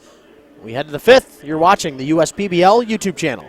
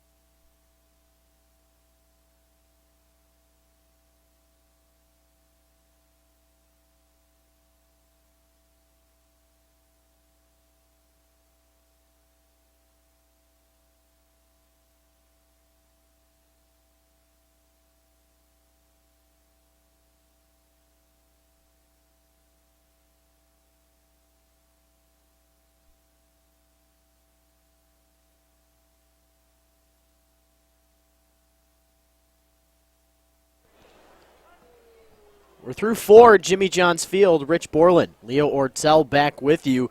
Spencer Stockton out there for his 5th inning of work. He's allowed a pair of runs to come in. Both have been Adam Gauthier. One was on an RBI single from this man, Alec Oland, who is in fact still in this game. Our apologies, back when the Beavers were in the field last half inning. It's actually Nick Campana, who is no longer in this contest. I remember talking about his eye at one point about a week ago, had some issues with it. Maybe that is the reason for his departure in this one. So Olin stays in. He actually goes to center as Grice went to right from left, and then Kelly came into the game into left. How about Colin Rideout making a great play over at the hot corner, but Dan Elliott cannot stay on the bag to save his teammate. So in the end, they put a hit up on the board. Olin will get his 2nd single of the evening as Elliott just came off that bag. Good call there by our first base umpire as he was right on top of it. So now standing in is Kelly up at the top of the order in for Campana. Kelly with just the 1 game under his belt, 2 for 3 though, with 2 singles and had a run come in as well as a walk. So Kelly playing well through just the 1 game. We'll see if he can add to it in this contest, as I love the approach, just like Jackson Smith on West Side. Mr. Kelly going with the no batting glove approach in this one. Campana was over 2 with 2 flyouts to center field, and both hits were well, just didn't get the result that he wanted as Kelly chases the Cheddar upstairs, evens the count up at 1-1. As Stockton back out here for his 5th inning of work, had 52 pitches through 4, 34 to 52 for strikes, and he's got 5 strikeouts already in this one as he's keeping tabs on Oland over there at the first base bag. Yeah, like you mentioned, Rich, Justin Kelly with the 2 hits that came in that game back on the 13th. He started that game in left field, hitting in the 9 spot, so now in the 1 slot, obviously replacing Campana, but 2 singles for him, and then he was replaced later in the game by Alec Oland, who's now in center field. So Kelly with a great hitter's count coming up in this one as Stockton has fallen behind 3-1, which we don't say all that often. Kelly with a great opportunity here. He's got a lot of pop in his bat. I've seen him take a lot of baseballs out of the park in batting practice, but has yet to do it. But just the 2nd game for him, so see if he shows extra base power in tonight's contest. Stockton has already given up the 1 home run to Gauthier. Payoff pitch, a little hit and run action as Olin was on the move, but hitting it foul to the right is Kelly, but he stays alive for at least 1 more pitch. Yeah, Kelly's another local product, attended Wayne State University, as did the center fielder for the Hoppers, Pat Adams, but he was first-team All-GLIAC this past season, tallying a .339 batting average, 11 home runs, and 55 RBIs. And over his 4 years at Wayne State, 38 home runs. So he had the 11 his senior year, 11 his junior year, and also 12 his sophomore year. So could have some power. Look at this. The hit and run working so effectively as going to third base with ease is Olin as he slides in. That's just the aggressive approach there from Chris Newell and company as runners now on the corners with back-to-back singles. And that one hit right at the shortstop position. But with the runner going on the pitch, Guzman was forced to try and cover the bag and then had to stop in his tracks as that ball hit to his right. Just getting out of the way of it was the baseball. Textbook stuff there from the Beavers. And not only just going over to cover the bag, also playing in double play depth with that runner on first. So both Guzman at short and Campagna at second were shaded obviously closer to the second base bag than they would have been if there wasn't a runner on first. So great situational hitting there by Nick Kelly, coming off a tough situation, just coming off the bench last inning. Austin Farr now standing in, fouls off the first pitch that he sees. You could tell he was well out in front of that pitch. He's going to have to be a little bit more patient in this one. Austin Farr with Birmingham Bloomfield, just a couple of games so far as he's getting his second start. Already got 3 hits on the season. As a big cut on the changeup from Stockton. Has got Farr down in the count 0-2. Farr with a strikeout and a flyout so far in this contest. Stockton trying to do everything in his power to get a strikeout in this instance, because if the ball is put in play, whether it's in the infield or outfield, you got to imagine that Olin will come in to score. 0-2, you see Farr again. A little bit out in front, but he does enough to stay alive. Fouls this one off to the right. He's still down in the count 0-2. And Farr has had a pretty aggressive approach so far. Back in the 3rd inning, he flied out to right field. First pitch swinging on that, and he's already seen just the 3 pitches in this at-bat and swung at all of them. Actually, 4 pitches now in the at-bat. He has fouled off a couple, but just looks like he's trying to pull the ball to try to get the run in. 0-2. Swung on and missed as Stockton drops that in there. Nasty stuff there from the right-hander as he gets strikeout number 6 already here in this 5th inning. As with runners on 1st and 3rd, not sure what Stockton said to Latona. Maybe just the approach to Haffey, as of course you know the kind of guy that he is. Maybe they'll try and pitch around him to bring up Haranek. Not sure exactly what the approach will be here, but you definitely don't want to leave anything in the wheelhouse of Haffey. Of course, the last USPBL Player of the Week with the 3 home runs last weekend. Yeah, it's not a bad idea to attack him here, but like you said, you don't want to hang something over the heart of the plate. If he can find the outside corner here, he's going to try to get him as quick as he can in this at-bat, because we do know Haffey does have quite a few strikeouts so far this season as he went down swinging back in the 3rd against Stockton. So he's going to be up there taking pretty big hacks, and situationally right here, Haffey probably trying to send something into the outfield so he can get a sacrifice fly. Stockton would love to see a ground ball, as this one hit just at the top of the protective netting, protecting these fans in the grandstands as the rain continues to fall a bit, but overall not heavy enough to stop this one. We're fortunate of that, as Stockton, with, I mentioned, 52 pitches coming into this 5th inning, he's been able to limit the back-to-back singles to start this inning with the strikeout to Farr, but see what he can do against Haffey. Is this one in the dirt. Great stop there from Latona when the Unicorns needed it most. Yeah, and that's one that Latona definitely knows is coming, something they could have talked about in that short exchange when Latona went to talk to Stockton, was that they were going to try to get ahead of him, and if they did, just trying to bury something low in the dirt, which is what they did last time around against Haffey. They threw him either a changeup or slider in the dirt, and he swung at it, and look at that. Does it right here once again. Stockton's got some filthy stuff. He really does. I mean, we've seen a fair amount of great pitchers in our time at the USPBL. Obviously, I have a little bit more than you, but you saw quite a bit of successes. We all know that through the first 3 years in the USPBL, there have been 27 players picked up by Major League affiliated teams, and about 85% of them to 90% of them have been pitchers.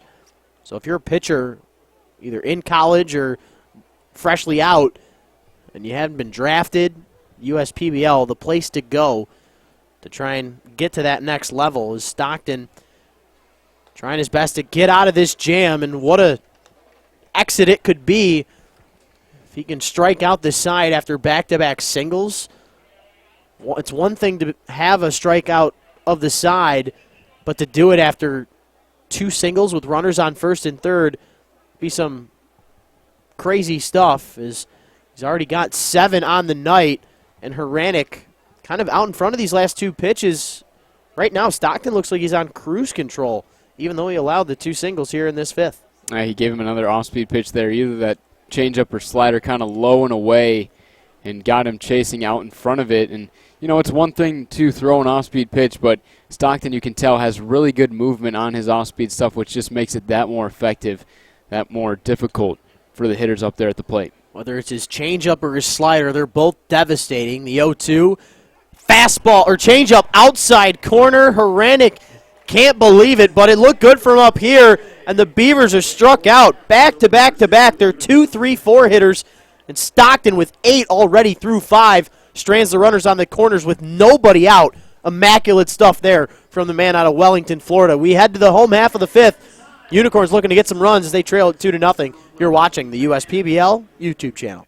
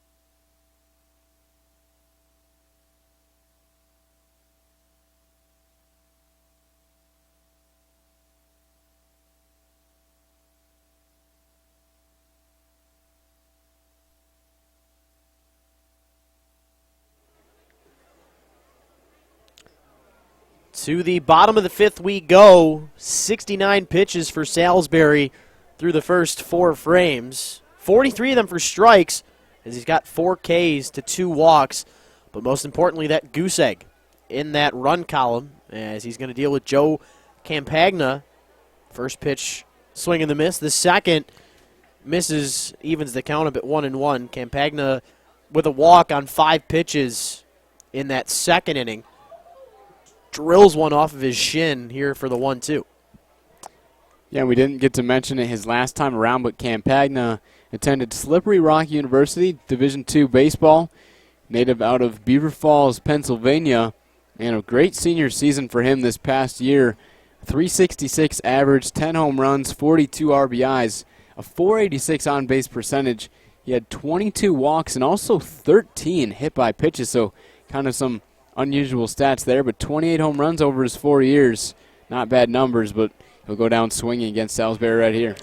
Yeah, no home run there. First out of the inning is recorded. Good sign from Salisbury as he got his first 1-2-3 inning in the fourth, and after having a long first and second inning, he allowed 1 base runner in the first, 2 in the second, 2 more in the third, but nobody in the fourth inning. We'll see if he can continue that here in the fifth as Marquise Lanier standing in 0 for 1 with a swing and miss strikeout.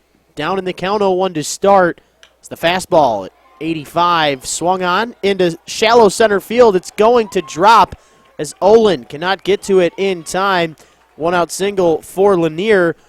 And that's his first USPBL hit, so good sign there from the number 9 hitter for Skip Essien. And before that batter, Salisbury had faced just 4 batters over the minimum, so really has been pretty effective. Maybe not as efficient as he has wanted to be with a couple of walks on the ledger, but really Salisbury seems to be putting together another good start here. He's got some insurance runs with the 2 up on the board for the Beavers, so this could turn into Salisbury's second win if he keeps tossing the ball the way he is. And he deserves it. I mean, that 2.89 ERA through 5 starts. He's allowed just 9 earned runs on 29 hits in that time span. He's just been a little unlucky with the timing of some of these hits, but he's doing a tremendous job tonight as the 0-1 to the hitter, Guzman, finally retired after he was 2 for 2 with 2 singles coming into this at-bat as Adon Ordonez makes the catch for out number 2. So here comes Rideout, man who's been successful for the most part all season long, unable to have any success here tonight. As I mentioned earlier on in the broadcast, Colin Rideout got that .311 batting average. He's 6th overall in that category in the USPBL as he's down in the count quickly. 0-1. Salisbury with another strikeout. That's number 5 on the night to Campagna to begin this inning. As Rideout with the swing and miss on the 0-1. Now down 0-2. On the verge of striking out for the second time tonight. Salisbury's been tremendous after that second inning, allowing just the 2 singles as the 0-2. 77 miles an hour. The curveball looked to be maybe a little bit too much over the plate on an 0-2.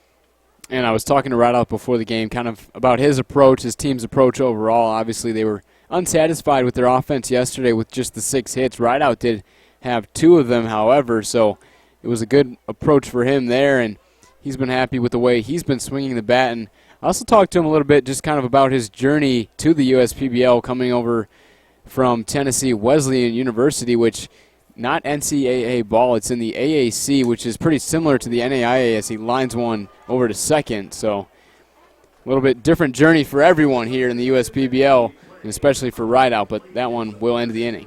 2-0 Beavers after 5. We head to the 6th. You're watching the USPBL YouTube channel.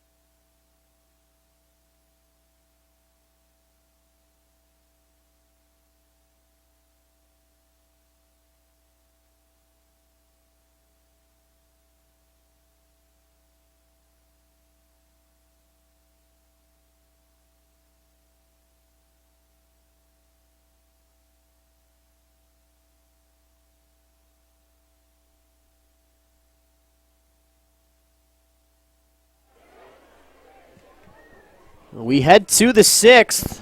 It's been a great pitching matchup so far in this contest. It'll be Nate Grice, the hometown kid out of Bishop Foley High School, leading the way, but he's over 2 with 2 swing and miss strikeouts on the night, and a tough out in Adam Gauthier looming on deck as this one lined out to right field for the first strike of the at-bat. Stockton with 71 pitches through 5 innings, 49 of them for strikes to just 22 balls.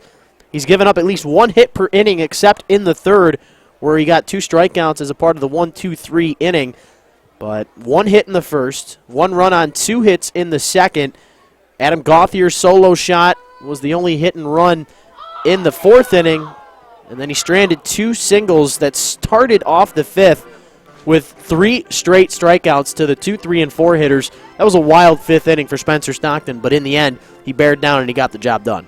Yeah, he really did. He really has been effective when he's been on tonight. There really hasn't been a lot of hard contact against him. There was the solo shot, moonshot, I should say, from Adam Gauthier, but look at that off-speed stuff once again. 4th strikeout in a row. Unreal stuff there for Stockton. He's got a strikeout in every single inning. That's strikeout number 9 already. As coming into tonight's matchup, Stockton was near the top in strikeouts already. As we take a quick look, Stockton was in second behind, of course, Luis Contreras of Eastside, who's got 39 strikeouts already this year. Stockton with 26 coming into play tonight, but almost already at 36 with the 9 to his name. He could darn well take the USPBL lead if he can get 5 more, but that would be something remarkable. As this one taken to right field, could we see the second home run of the night for Gauthier? Yes, we will. Home run number 4 on the season. Have a night, Adam Gauthier. 3rd hit of the evening in just the 6th inning. Spencer Stockton has given up his 2nd home run to the Beavers catcher. Some muscle being shown here from the big fella who leads the league coming into the night already with RBIs. And you could tell Stockton from the start of that at-bat was kind of trying to pitch around him, going with the outside fastball to start the at-bat, goes back with it and maybe left it a little bit higher than normal, but really all credit to Adam Gauthier. Outside corner trying to get it was Stockton, but he takes it for a ride. Just a great swing. This one taken for a ride as well, but it's going to be foul enough. Is that one? Ended up being a little bit closer than we thought. Really did. I thought that one was going to be well foul, but instead it just misses by a hair. Good swing there from TJ Ward, but instead he's down in the count 0-1. He's 0 for 2 on the night with a fly out to Lanier in center, a ground out to third to right out back in the 4th inning. TJ Ward, he's a good hitter, as he proved that last year with Birmingham Bloomfield, helping them get to a championship. As he takes a healthy cut at the changeup at 81. And if I'm Spencer Stockton, I'd probably go right back to that exact same pitch in that exact same spot, because there's absolutely nothing that a right-handed hitter is going to be able to do against that type of changeup coming from the right side. And look at that, right on cue, exact same pitch. It's like I've done this before. But 2nd strikeout of the inning already for Stockton. Count him, 10 double-digit strikeouts here for Stockton. A tremendous start for this man, even though he's given up the 3 runs. And in total, that's the most strikeouts we've seen from Stockton so far this year. He had 9 Ks back on the 17th of May against Westside, where he had that perfect game through 5, but he only allowed 1 hit. It was a single in the 6th inning, but had the 9 Ks. But tonight, outside of Adam Gauthier, Stockton's been absolutely tremendous, as Ordonez looks at ball 1 inside, almost gets the jersey clip. And it's really been the off-speed stuff that has been the bread and butter for Stockton. Most of his strikeouts coming on that changeup just in the dirt. His slider also proving to be effective as well. Really, the only hard contact we've seen have been on a few fastballs that he just left a little bit too far over the heart of the plate. But otherwise, really, Stockton, as far as dominance, has been more dominant than Salisbury. But Salisbury, when it comes down to it, has been a little bit more effective. Sort of the opposite from what we've seen or what we expect out of these guys, because Stockton has been so good this year. Outside of the 1 start, he's been able to spread the hits out. Salisbury has had some tough innings where he's allowed the singles to kind of stretch together, but Salisbury has been the one better tonight to spread them out and not allow really anybody to get into scoring position except for 1 hitter tonight, and that was back in that 2nd inning when Donovan Smith got to second after he singled with 2 outs, and then Campagna walked, or Campagna, I should say. So we're still trying to get used to Joe Campagna and Nick Campana with the newcomer, the second baseman for Utica, as this one swung on and missed. Ordonez down quickly, 1-2, or excuse me, 2-2, as that one misses the zone, playing catch-up here. But Ordonez on the night 0 for 2 with a fly out to center, reached on that error back in that 2nd inning. that transitioned into the single for Oland. And taking a quick look as the 2-2s fouled off, outside of the night for Gauthier and Oland, those two combined 5 for 5 with 3 singles and 2 home runs. Outside of those two men in this lineup, Stockton's only given up 2 singles tonight. One to Haffey in the first and one to to Kelly just an inning ago in the 5th. It's been Gauthier and Oland offensively for Birmingham Bloomfield tonight, as Ordonez will go down on strikes. The 2-3 putout is completed. Strikeout number 11 on the night for Stockton, but the Beavers out in front 3-0 with the advantage. We head to the home half of the 6th. You're watching the USPBL YouTube channel.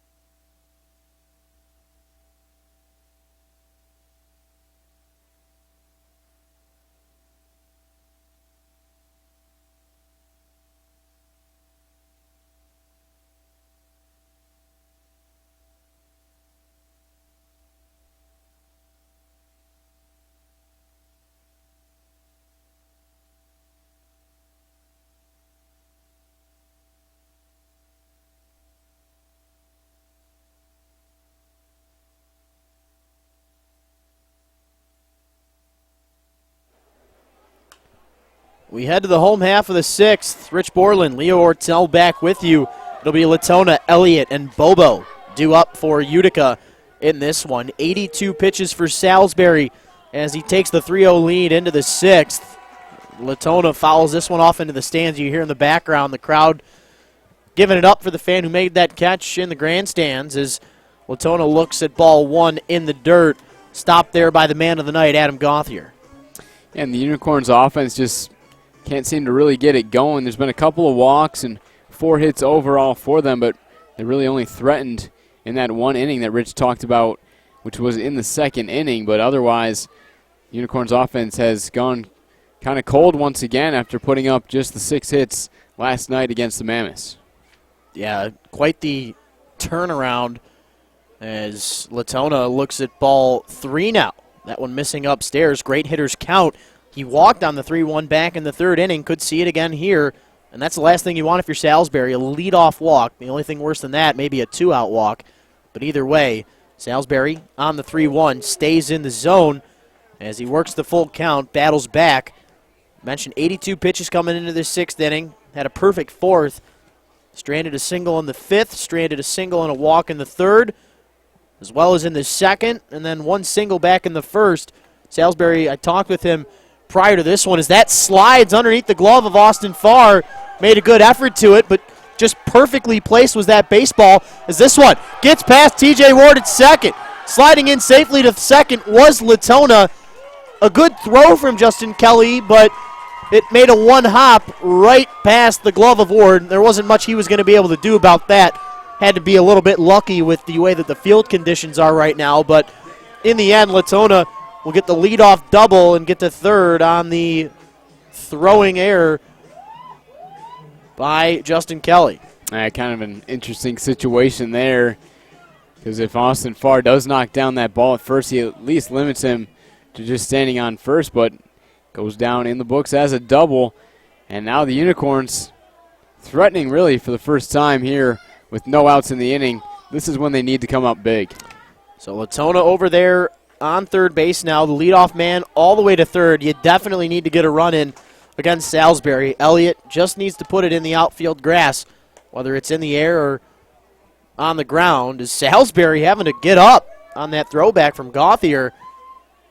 As Latona wasn't really looking at the throwback, but got to be ready for anything. You see that more in Little League, but you never know in this great game of baseball. As Elliott sits on the 1-1, stopped there by the first baseman, Haffey, as Salisbury's going to go over to cover the bag, but the run will come in to score, as that, of course, is an earned run, as the hit was there from Elliott, or excuse me, from Latona. Elliott is retired via the 3-1 putout for out number 1.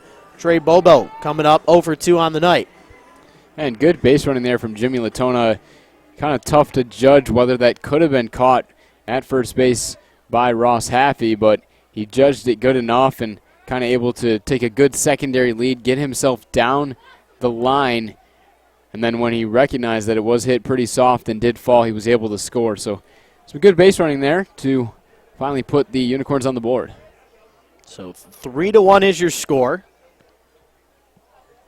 Nobody on, one man out, and as Bobo down in the count 0-1 to start. Mentioned he's got plenty of pop in that bat. As Salisbury brings the 1-1. Breaking ball at 70 miles an hour. Just fouled off of that bat. As Bobo trying to get his first knock of the night. Mentioned he was 1 for 4 with a single in his debut last night against those Mammoths, who look like they're going to be charging up the standings. As the 1-2 pitch over there to the second baseman, TJ Ward. He sits back on it, read the ground ball perfectly as the hop went right to him for the 4-3 putout. After the leadoff double from Latona, 2 straight outs from Elliott and Bobo. Now Coley Curry standing in 0 for 2 with a pop out and a fly out so far tonight. A guy who likes to put it back up the middle. Didn't have the success so far tonight. Stayed with that approach, tried to go up the middle. As he's got the pop out to short and the fly out to center. Is this one into right center field? It will be Alec Olin coming underneath it to make the catch. As the Corns go down in order after the leadoff double from Latona, but he comes in to score on the ground out from Elliott. It's 3-1 Birmingham Bloomfield as we head to the 7th. You're watching the USPBL YouTube channel.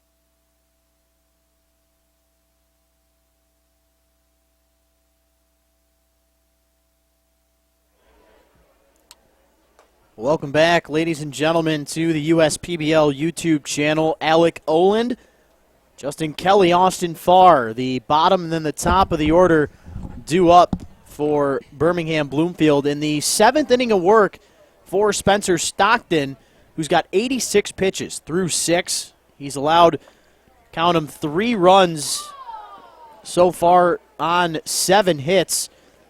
But it's been Adam Gauthier and Alec Oland who's been the providers tonight, as Oland's quickly down in the count 0-2 with that foul ball. Already on the night, though, 2 for 2 with 2 singles and an RBI to his credit on the 0-2. Breaking ball at 80 miles an hour. It's going to eat up right out at the hot corner. Would have been a tough play either way with how soft that ball was hit, but taking a quick look up at that scoreboard, in fact, they do give it the error to Rideout, so not the 3rd single of the night for Olin, but he reaches base safely, and in the end, you'll take it as they try and add on some insurance here to Stockton, with Kelly coming up to the plate. Entered the game for Campana in the 4th defensively, and he's 1 for 1 with a single back in the 5th when he followed the single from Oland, which led to 3 straight strikeouts to Farr, Haffey, and Haranek, and a tremendous 5th inning for Spencer Stockton. As this one hit high, looks like it's going to end up right in front of us here in the press box, as a couple of fans cheering on the catch on the bounce at somebody in the top row, and it looks like it's a Beaver fan who actually was coming down from the concourse, and he gets more than just Dippin' Dots and ice cream. He's got a baseball as well, so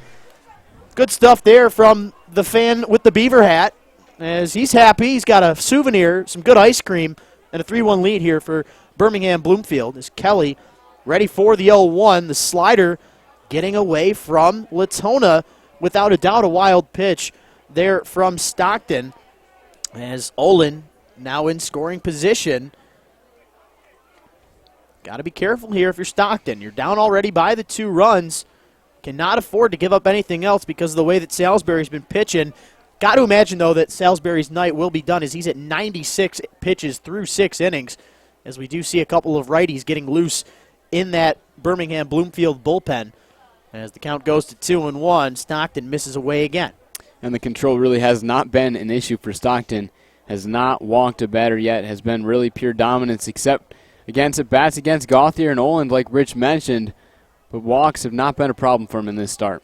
Ground ball hit hard over there to Guzman at short, but thrown off of the bag as Elliott had to escape the base bag, as he'll reach on. We'll take a quick look. And now that I see the scoreboard, Leo, that number 2 in the error column went back to a 1. So maybe they do, in fact, give Olin the single, as that was definitely a tough call, as Rideout tried to get that slow chopping ground ball over to first, but it ate him up. So they give the benefit of the doubt to both the hitter and Rideout technically, as the fielding percentage goes back up for Rideout, and the batting average for Olin goes back up as well, with now 3 singles on the night, as Farr down in the count 0-1 to start this at-bat. Batting from the left side in the dirt. Good eye there from him, as he's due 0 for 3 with a pair of strikeouts and a flyout to right. Yeah, I definitely like Farr to maybe try to change his approach. Saw him take that big hack on the first pitch of this at-bat, and really that's what he has been doing all night long with the 2 swinging strikeouts, and he has swung at the first pitch in now 3 straight at-bats. So he's got to shorten up the swing a bit, especially because his team is currently in the league. You don't need that big home run right now. It would be nice to make it a 6-1 game, but just to add maybe 1 or 2 runs on something into a gap would definitely be a lot better. This one, not in a gap. It's actually right at the center fielder, Marquise Lanier, who tries to double up Oland at second, but he quickly realizes that one was going to be caught. Nice piece of contact from Farr, but can't get anything out of it. Line out to center. Goes down in the books for out number 1, as there's also some action in the Unicorn bullpen. Looks to be Sam Cottingham Beard, the leatherneck out of Western Illinois University. So we'll see if Stockton can get through this seventh. Mentioned he had 86 coming into this frame as Haffey hits a hard ball past the diving shortstop Guzman, who's playing up the middle. Rounding third, headed for home, coming in to score is Olin. First time he's touched home plate tonight, and that is the fourth run of the game for the Beavers. They take the 4-1 lead. Over there to second goes Kelly. Haffey with the third single of the inning. Runners stay at first and second with the RBI knock from Haffey, who's now 2 for 4 with 2 singles and 2 strikeouts. Yeah, good comeback at bat for him, too. He had the single back in the first to right field, and then back-to-back times goes down swinging. So kind of shortens the swing up because we do know Haffey takes big hacks, and really that's just a great approach there. And unselfish at bat for him. Adds another big insurance run here because Stockton, who has really been pretty dominant as far as strikeouts today, has been pretty tough to hit. But once again, the Beavers with good approach at the plate. So Chris Newell definitely has to be satisfied with the way that his team has been swinging the bat the past couple of games. 12 hits against the Hoppers back on Thursday, and they've got 10 now. And we're in just the 7th inning. Haranek looking at the first offer from Stockton, who struck out the side in the 5th after the leadoff single from Kelly. Technically struck out the side in the 6th after Gauthier had a home run after Grice struck out for the 3rd time on the night. Haranek's got 2 strikeouts as well. Pretty much everyone in this lineup has a strikeout this evening except for Campana/Kelly up at the number 1 spot in this part of the order. Campana was over 2 with 2 flyouts to center. Kelly, the better night, 2 for 2 with 2 singles. Farr's got a pair of strikeouts. Haffey's got a pair of strikeouts. Haranek has a pair of strikeouts. Grice with 3 on the night. We all know what Adam Gauthier has been doing this evening. TJ Ward, Adon Ordonez, both victims of the swing and the miss in the 6th. And then, of course, Alec Owen, 3 for 3 with 3 singles. So Stockton's been tremendous tonight against anybody not named Adam Gauthier or Alec Oland or Justin Kelly. It's the 2-1 swung on and missed from Haranek, trying to avoid his 3rd straight strikeout. He's got 1 via the swing and the miss that ended the 3rd, and he was caught looking on the 3rd pitch of the at-bat that ended the 5th. The 2-2 popped up in the infield. Going into the outfield grass is Guzman, backtracking. Looks like he's taking charge, and he's going to make the catch for out number 2. Huge out there for Stockton as Skip's going to try and come back out. Stockton trying to give a word to Skip to try and let him finish this inning. Hasn't made the move just yet, but it looks as if Sam Cottingham-Beard is going to be coming out. So Stockton will not get through the 7th inning. As that pitch count right around 100. We'll officially give it to you when we take a quick break. When we come back, we'll give you the final line for Stockton and give you some info on the righty coming into pitch. Stay with us. 4-1 Birmingham Bloomfield here with 2 outs in the top of the 7th. You're watching the USPBL YouTube channel.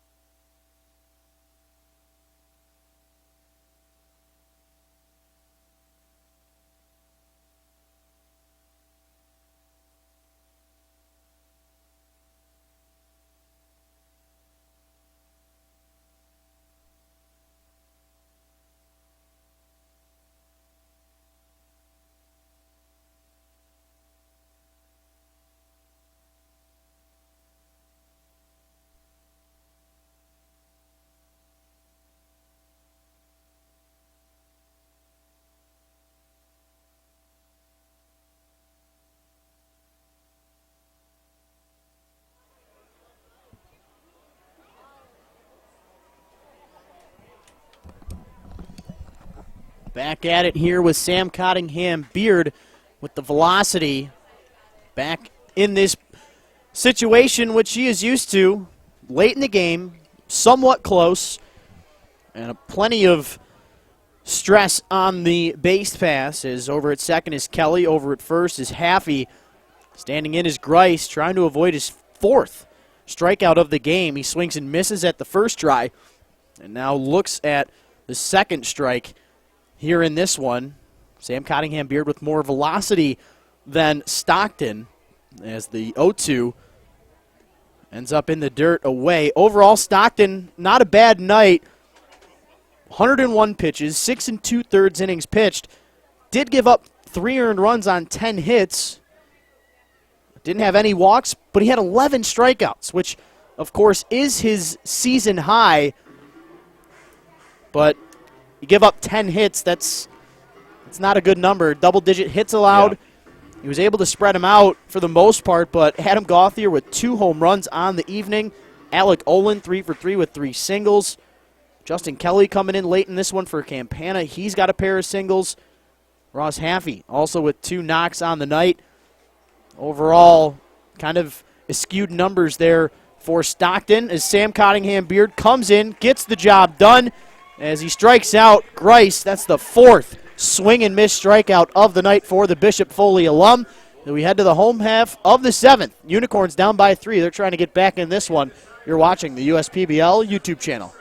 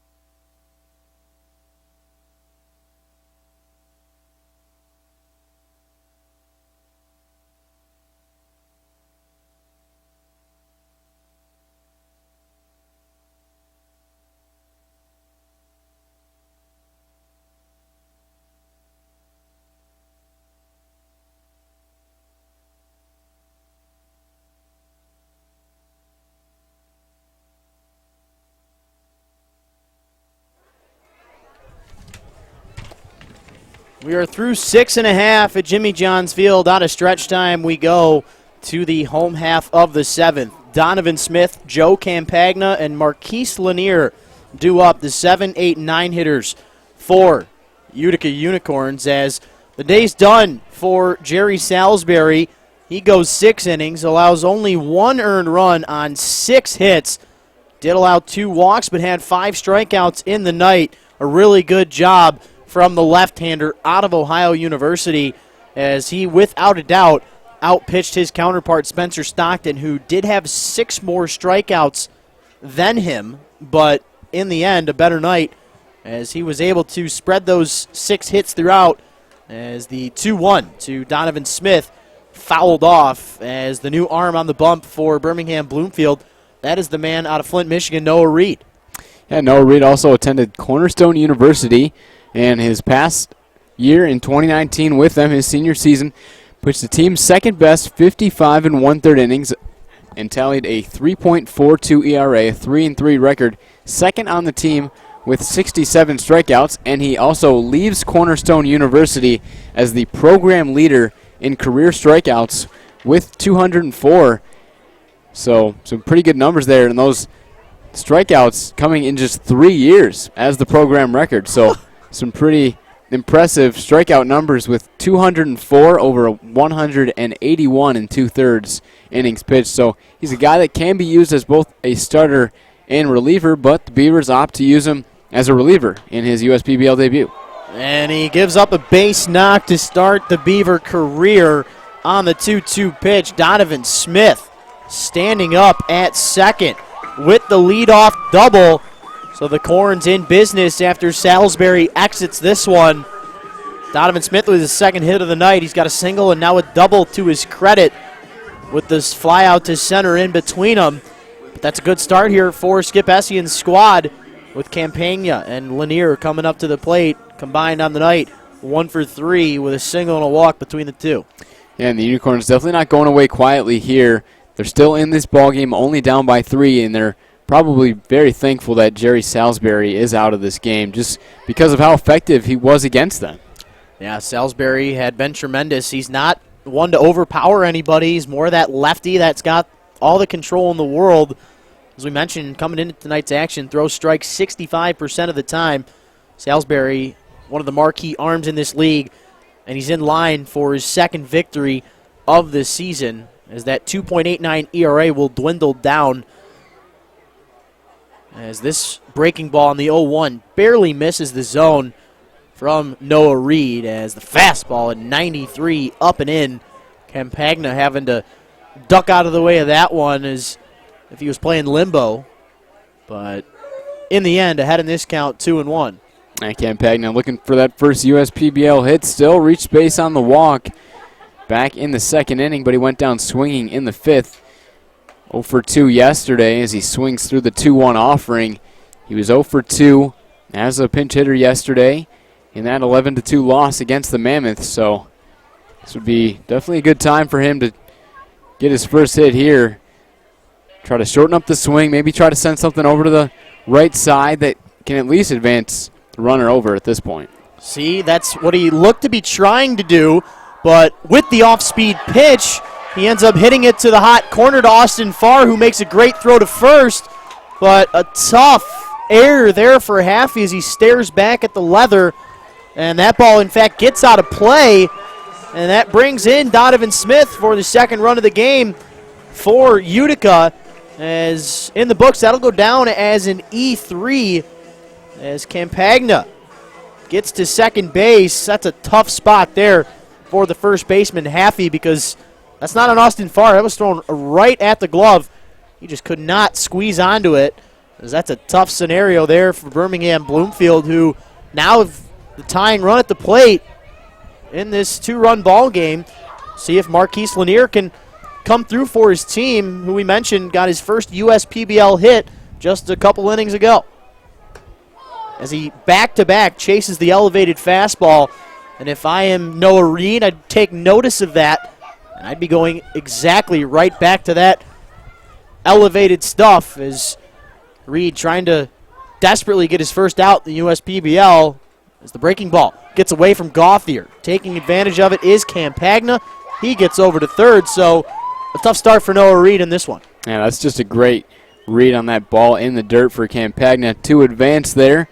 But yeah, this is definitely not the start that he wanted to this inning. You got the 7, 8, 9 guys coming up, and those are guys that you got to try to send down in order. So not a good situation here. Even if Lanier does get out here, you're bringing up the top of the lineup, and that can be very dangerous, especially with the Utica Unicorns.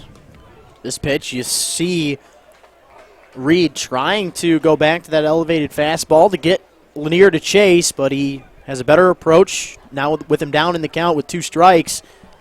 Brings it all the way back to 2-2. A good job to even it up. We'll see what Reed elects to bring here. The 2-2. Fastball 92 in the zone at the top of it. Swung on and missed. Second strikeout of the night for Lanier as we go back to the top of the order in Guzman. A good situation for Guzman here. Already has the 2 singles back in the first and the third innings. He did pop out to shortstop back in the 5th, but really has been swinging the bat well lately. 1 for 3 yesterday with a double and a walk. He's got that .327 batting average entering the game. This one over to the left side, almost 8 up. Ordonez as Haffey making up for the last miscue. But it doesn't matter as that run that he allowed to reach on the error comes in to score.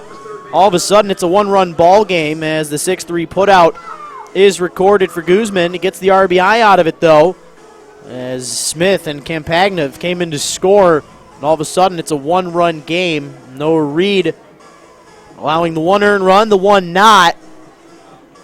As we're here with nobody on and 2 outs in this home half of the second, Colin Rideout due tonight as he's 0 for 3 with a strikeout, a ground out that led into a double play, and then a line out to the second baseman, TJ Ward, just back in the 5th inning as he looks at ball 1 to begin this at bat.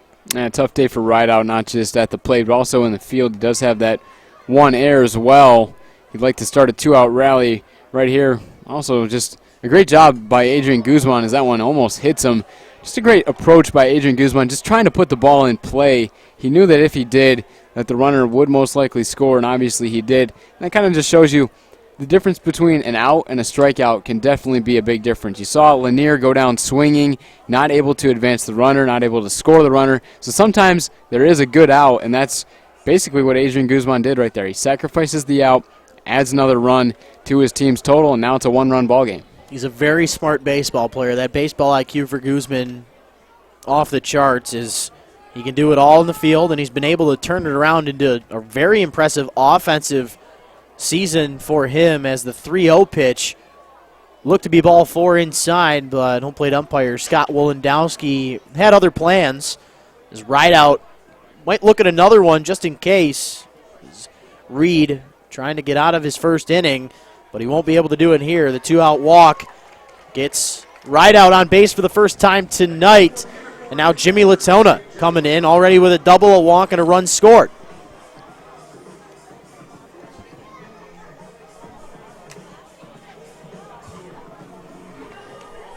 So Newell coming out now. Do have a lefty in the bullpen getting loose, as that, of course, is Dylan Collette.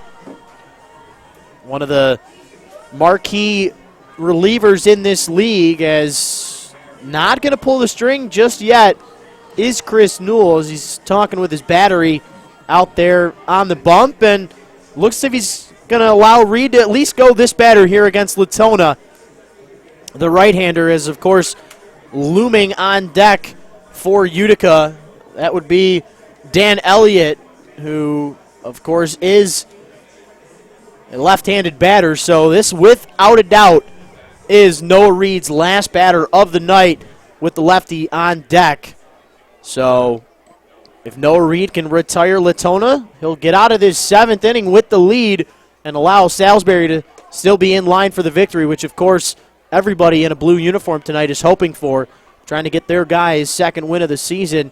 He's had a little bit of unluckiness with the record column, as it's 1-2 with that sub-3 ERA coming into play tonight, as Latona down in the count 0-1. Looks at the 0-1 pitch for called strike 2, so a good job by Reed to bear down, toss in some strikes against a guy who's been hitting really well this year, just below 300 for Latona. But got to imagine that batting average going to maybe go above 300. If it gets a knock here, it will without a doubt go above 300. A tough play for Reed. Can he make the play? Yes, he can. The comebacker off the shin. He retires Latona all on his own under some pressure. So the Beavers remain out in front by 1. We're through 7. You're watching the USPBL YouTube channel.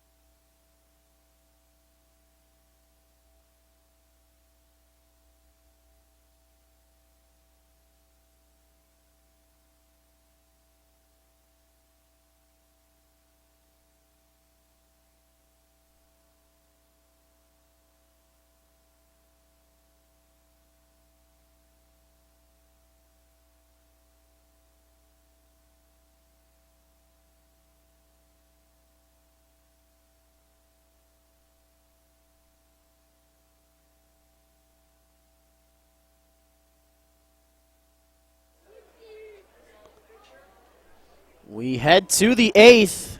Unicorns with a 2 spot in the home half of the 7th have cut Birmingham Bloomfield's lead to 1 as Sam Cottingham Beard back out there for his first official inning of work. He'll have to deal with a tough out in Adam Gauthier. He got out of that jam in the 7th for Stockton with the swing and miss strikeout to Nate Grice, who had 4 of those tonight. Gauthier, meanwhile, 3 for 3 with 2 home runs, a single, 2 RBIs, and 3 runs scored. He looks at the 3rd straight ball, and I got to believe Sam Cottingham Beard not going to go after him in this one. The 3-0 missing up and in. The 4-pitch walk to Gauthier in the books as a perfect night for him. He reached base safely for the 4th time. Hey, you can tell Cottingham Beard just kind of trying to pitch around him there. Not much you can do with the way that Gauthier is swinging the bat. Had the solo shot in the 4th out to left, then took one to the opposite field on really not a bad pitch from Spencer Stockton. So not really a bad move there. Cottingham Beard, last season in the USPBL, 15 1/3 innings for him as that one looks like it hit TJ Ward. So a tough start for Sam Cottingham Beard going into this top of the 8th. As, for the most part, we have not had any issues with him so far this year. He's been pretty good, but a tough start to this 8th inning with the 4-pitch walk and now the hit by pitch to TJ Ward. Yeah.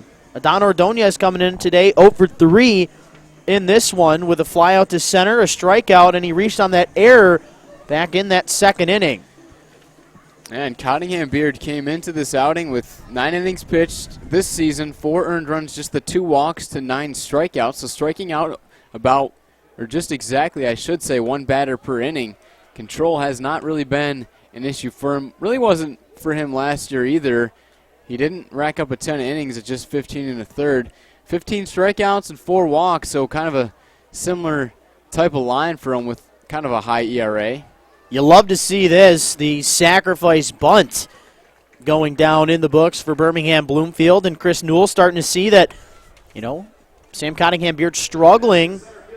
You got now runners on second and third. Ordonez, who hadn't had a good night, lays one down for the team. My question is, I wonder if that was a managerial decision or if Ordonez just decided to lay this one down to bring runners to second and third for Alec Olin, who's, of course, 3 for 3 with 3 singles, an RBI, and a run. Yeah, my guess would be it was a managerial situation. Usually, as a hitter, you're not going up there probably wanting to lay a bunt down, but Adon Ordonez is definitely a guy that, despite the low batting average, does get on base a lot, but really just an unselfish ball player that's willing to do anything it takes for his team to win the game. I mean, the Beavers know with the way that the Unicorns have been swinging the bat the past couple of innings, putting up 1 run in the 6th and 2 runs in the 7th, that they got to try to add a few insurance runs, even though they know that they have a good bullpen.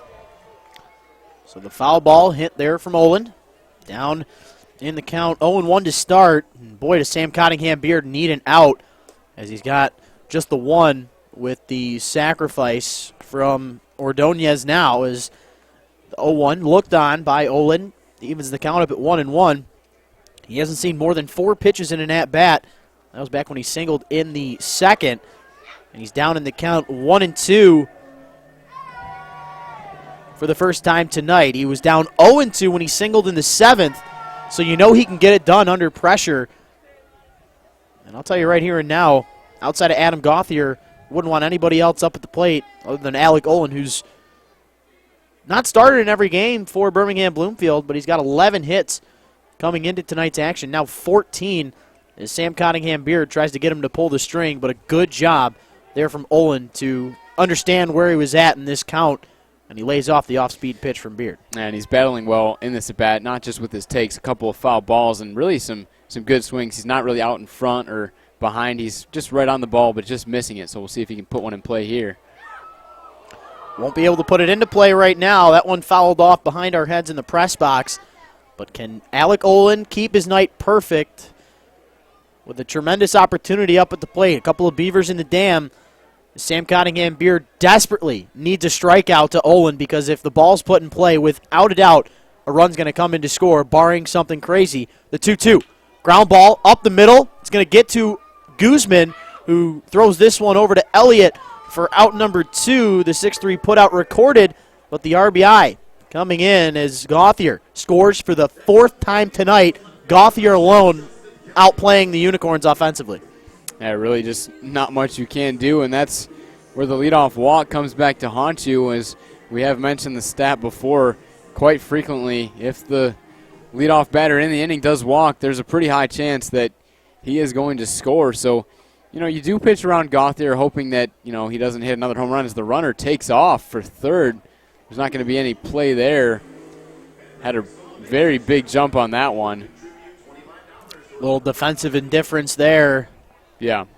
As Ward now over at the hot corner. And that's a big-time take of the bag, as Kelly is 2 for 2 coming into this game in the 5th for Campana with the 2 singles.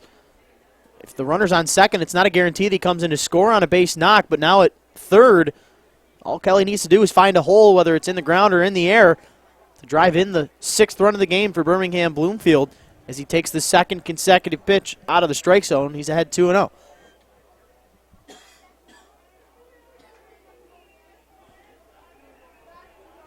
The 2-0 to Kelly. Liner into the netting. So Beard finds the zone now, but a leadoff 4-pitch walk to Gauthier. Ward was hit by the first pitch that he saw. Ordonez had a 1-0 count when he sacrificed, bunted the runners over, and then Olin worked a 6-pitch count that he was grounded out into, but he did get the run in, as Kelly has now worked a 3-1 count with an opportunity to get his 3rd knock of the night, even though he's only played for 4 innings. Rain continuing to mist here at the park. The 3-1. Foul ball on the 91-mile-an-hour fastball. Beard with the 2 outs. Last thing you want to do is allow this insurance run to come in to score. With just 2 more tries at the plate for Utica, a 2-run deficit seems like a whole different world compared to a 3-run deficit. Yeah, most definitely, but still, they will not go away with The 1 run in the 6th and the 2 runs in the 7th. They've been swinging the bat a lot better since Jerry Salisbury has exited the game. The payoff pitch, swung on and missed. Kelly tried to be the hero, but he cannot get the job done as he swings through the payoff pitch for the 3rd and final out. But the Beavers add that insurance run on the RBI ground out from Olin. That's his 2nd of the night. 5-3 Birmingham Bloomfield. We head to the home half of the 8th. You're watching the USPBL YouTube channel.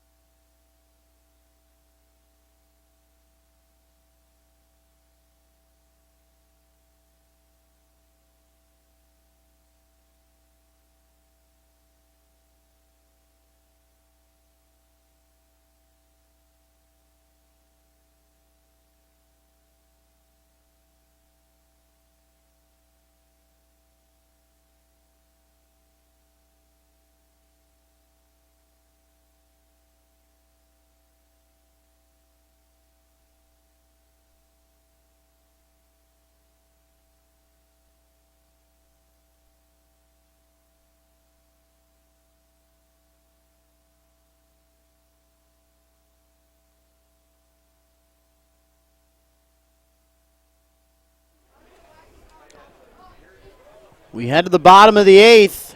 Beavers adding the insurance run in the top half. Adam Gauthier scores for the 4th time tonight on the ground out from Alec Olin. It's been the Gauthier and Olin show for Chris Newell's squad, as it'll be Elliott, Bobo, and Curry due up in the home half. As the day's done for Reed, he goes the inning, allowed just the 1 hit. 2 runs came in to score, as only 1 of them was earned, but he did have a walk accompanied by a strikeout in the debut, and he now gives way to a familiar name in, of course, Dylan Collette, one of the best left-handers I've seen in my time at the USPBL, as he misses on the 1-1 with the breaking ball away from Elliott. All right, Collette was consistent last season, but having an even better season this year, has posted a team-best 2.25 ERA as this one's grounded over to second. Ward making the play with ease, as Elliott will end his day 0 for 4 with 2 strikeouts and 2 groundouts to the right side. He grounded out to the first baseman, Haffey, just 2 innings ago in the 6th, and he grounds out to Ward here in this 8th, as Trey Bobo standing in. He's 0 for 3 as well, 1 for his first 7 here in the USPBL, as he was 1 for 4 in the game last night. So Bobo trying to start his night off here in this 8th. He's got 2 groundouts to the right side. Technically 1 to the right side, excuse me. He popped out to first, he grounded out to second, but that grounder back to the pitcher, Salisbury, back in the 4th. Have him over 3 as fouls off the first try this time around. Worked the full count in the 2nd, was down in the count 1-2 when he grounded out to second in the 6th, when he first pitch swung back in the 4th inning. Count 1-1 now as it evens up. It's Collette, one of those calm, cool, collected individuals, as the breaking pitch just missing. Looked good from up here, but home plate umpire Scott Wolendowski having other thoughts. And Collette has been, as far as appearances, the most used relief pitcher on this team and has that team best 2.25 earned run average. Another ground ball over to the right side. TJ Ward staying busy here in the 8th. Back-to-back 4-3 putouts go down in the books. Second consecutive ground out to Ward there for Bobo in this one. And now it's Lee Curry's turn. He's over 3 as well coming into this 8th inning. Middle of the lineup for Skip Essian's team, unable to produce tonight. In total, between the 4, 5, and 6 hitters, Elliott, Bobo, and Curry, they're 0 for. Elliott, 0 for 4. Bobo, 0 for 4. Curry, 0 for 3. So 0 for a combined 15. Or excuse me, 0 for a combined 11. Let's try that again. As Curry's down in the count 0-1 to start. Could be a tough night for the middle of this lineup as the Beavers looking to get above that 500 mark. They sit at 7-7 coming into play tonight. Curry looking at called strike 2. Couple of umpires in the stands disagreeing with that call. But either way, you got to battle. Lefty-lefty matchup. I'm giving all the advantage in the world to Collette at this instance. The 0-2. Breaking ball just out in front of it was Curry, as you see him kind of spin around there. But either way, he makes contact and stays alive for at least one more pitch.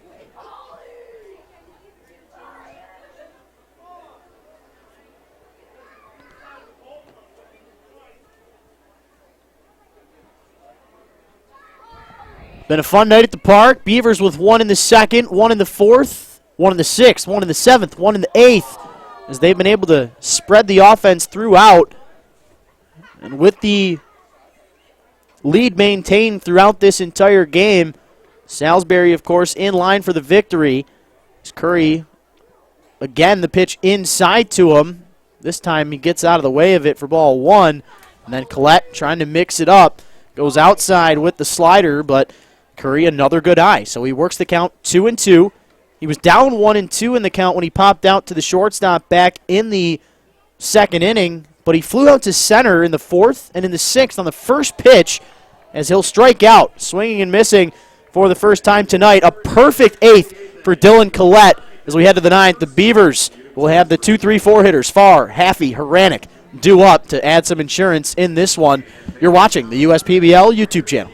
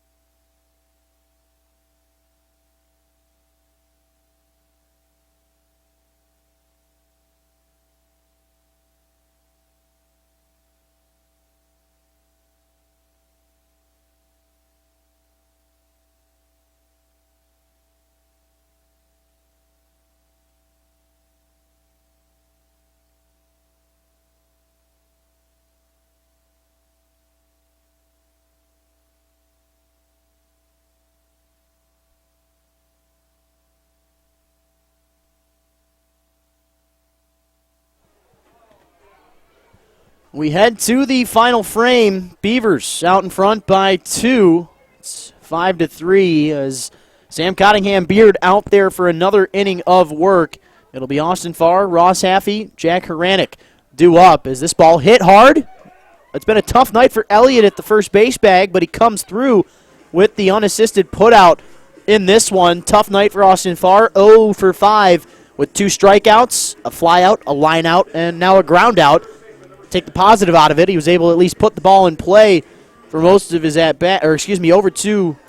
Let's try that again. 2 strikeouts, a fly out, a line out, and a ground out. Overall, not the night for Austin Farr, but hey, you know what? The beauty of tomorrow. Speaking of tomorrow, Beavers won't play, so Farr won't get his redemption try, but it'll be the Unicorns and the Hoppers as a part of our Father's Day special. As Haffey, standing in, looks at ball 1 to begin this at-bat. 2 for 4 with 2 singles and 2 strikeouts for number 10. Sam Cottingham Beard not messing around as the 1-0 in the 90s swung on and missed from Haffey, who's been tremendous in his short stint with Birmingham Bloomfield. Mentioned he joined us a couple of weeks into the season, got the USPBL Player of the Week last week as this one goes off the front side of him. He'll get hit by the pitch. That one just getting away from Sam Cottingham Beard. Tough scenario there as Haranek will be coming out for his 5th try tonight, but he's 0 for 2 pop-ups to the middle infielders, 1 to the second baseman, 1 to the shortstop, and 2 strikeouts as well. He has ended 3 innings today thus far. The last out in the 1st, the last out in the 3rd, the last out in the 5th.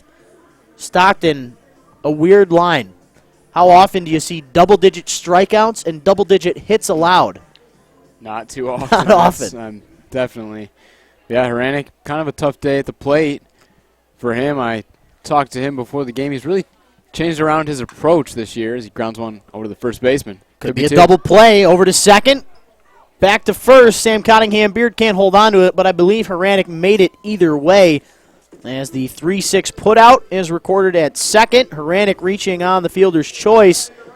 First time he's got on base all day, and it's not even a hit. So overall, a tough night for a couple of these Beavers, but Adam Gauthier, the man on deck, arguably one of the best performances we've seen all season. Yeah.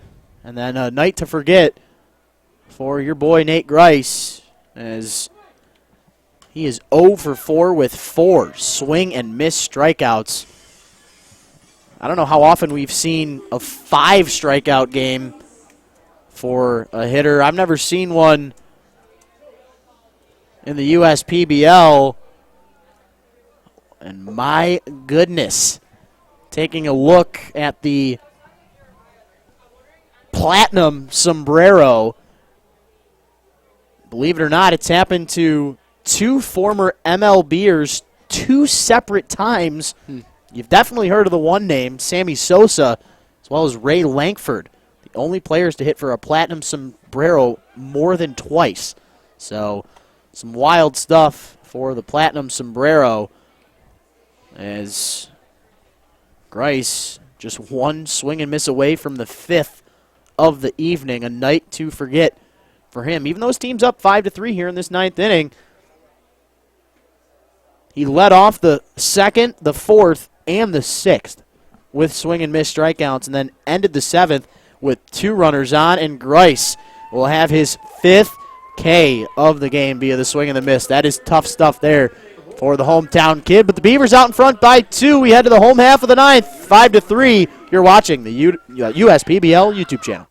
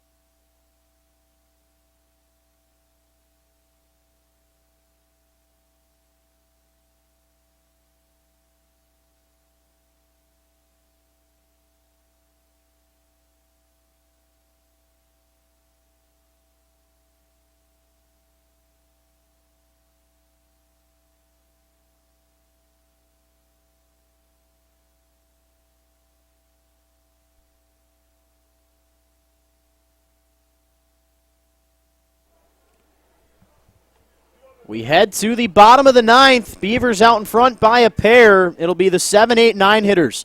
2 up for Skip's team as the day's done for Collette. The 1-2 punch, the second half of it, as Matt Dallas comes in. Collette, a 1-2-3 inning with 2 groundouts to second and a swing and miss strikeout to Coley Curry. Donovan Smith, first pitch swinging against the right-hander Dallas, who's coming in for another save. As on the season so far, Matt Dallas a 3.65 ERA through 9 relief outings. He's got 2 saves on the year for Birmingham Bloomfield. 12 1/3 innings pitched.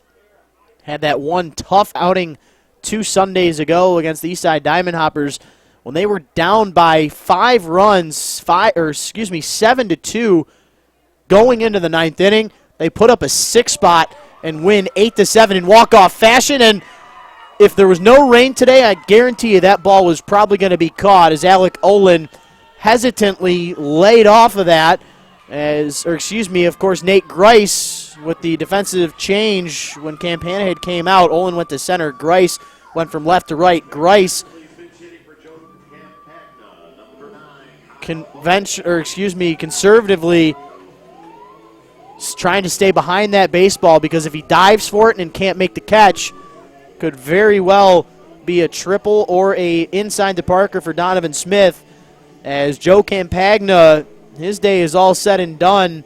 He ends up 0 for 2 with a reach on an error, a strikeout, and a walk. He did have that run come in the 7th after he reached on the error, but it's Kyle Bonneke standing in now for Utica in this pinch hit effort.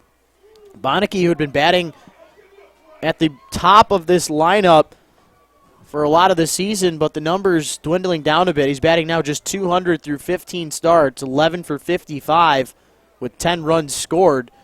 He's got 7 RBIs to his credit, but he is the tying run up at the plate. He does have 1 home run on the season, so you know he's got the ability to take it out of the park. The question is, can he do it the biggest stage with your team down 2 to tie this one up as the count evens up at 1-1?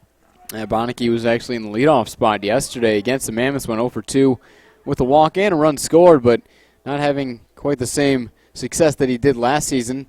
Didn't have a ton of at-bats, just 33, but he hit 333 in those 33 at-bats with a home run, 6 RBIs, and in those 10 games, 3 multi-hit games. So product out of Waterbury, Connecticut, who attended Clark University, would like to send something into the outfield, try to get his team back in this game. Backdoor breaking ball, held off of the pull of the string there from our home plate umpire, Scott Wolendowski.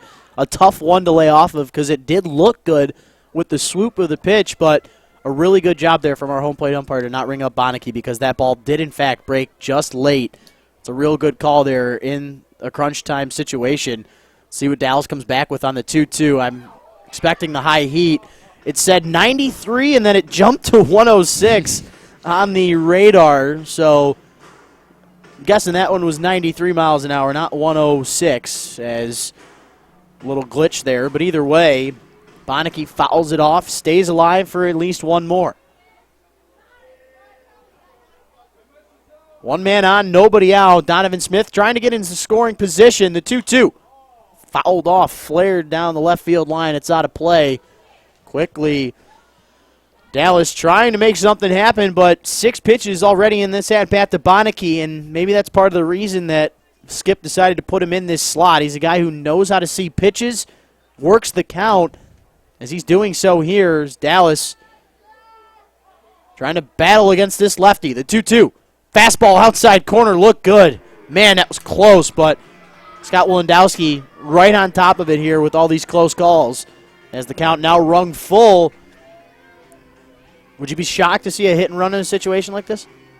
I think I would be. Definitely don't want to risk it. You know, could be a line out right to the right side, first baseman or second baseman.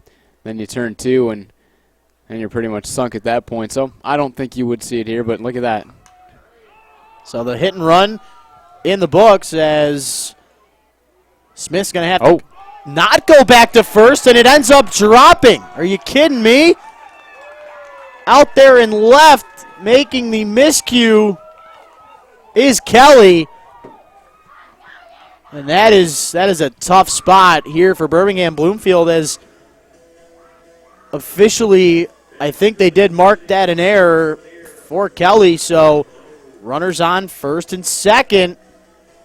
Now Chris Newell coming out to try and calm his infielders down after that really tough scenario. Yeah, and Kelly, who we mentioned before, is listed as a catcher and utility player on the roster. As I do some research on him right now, really did not play any outfield during his time at Wayne State University. Only used as a catcher and a first baseman, and there have been a few plays out there in left field where I have noticed that he has been a little bit more uncomfortable than the typical left fielder, so definitely shows how tough it is to be an outfielder.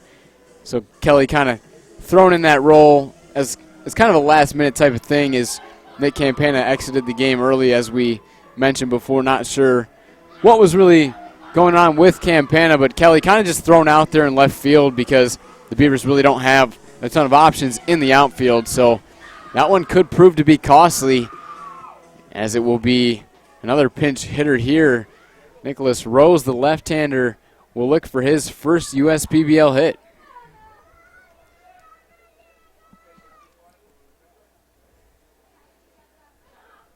Rose only with one at bat so far in his USPBL career, 0 for 1. Loving the managerial decisions here for Skip Essien. Proven to work so far, as you can see Dallas in a little bit of a funk, trying to kick that clay off of his cleat.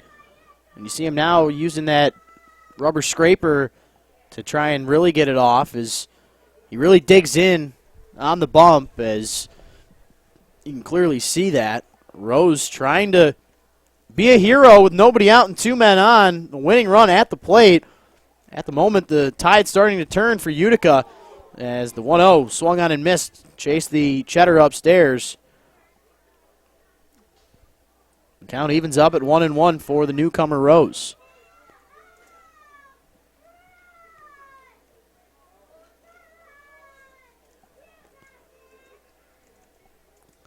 Dallas taking his time, gives a look to the runner at second, Smith, in a bad spot here for Rose. Chases 2 pitches out of the strike zone. Would have been ahead in the count 3-0, but instead down 1-2 with nobody out. That would have loaded the bases for the leadoff man, Adrian Guzman. Even though it was just one pitch, that definitely could change the scenario, and the final score of this ball game is Matt Dallas going to get him on the 92-mile-an-hour fastball inside. Called strike 3. Really tough at-bat there for Rose, as the sub for Campagna, Bonneke, comes through, but the sub for Lanier, Rose, not being able to step up. And now it's Guzman's turn to try and at least bring in a run for this team with the man in scoring position in Smith. Yeah, not much you could do on that hard fastball in. Matt Dallas, obviously one of the plus arms in this league. As we have mentioned, already had some teams looking at him, scouts looking at him this year. The Milwaukee Brewers were in the house a couple of weeks ago. So definitely has a great arm, some good off-speed stuff. The control kind of has been what has hindered him a little bit last season, also in a few outings for him this season. But trying to close it down here. Dallas closed down the game against the Hoppers the other day when the Beavers won 6-4 by throwing a clean inning there. Did give up a hit and a walk, but ended up striking out 2 batters to end that ball game. So we know Dallas has got the stuff, and when he's on, he's on.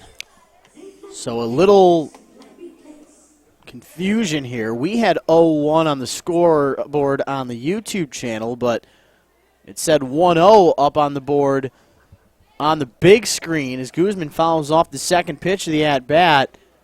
At the moment, it does state 1-1. We'll keep that in mind as Smith's trying to come in to score the 4th run of the game for Utica, as that one misses in the dirt. So, in fact, is 2-1 now, as Guzman turning into one of the more consistent hitters in the league.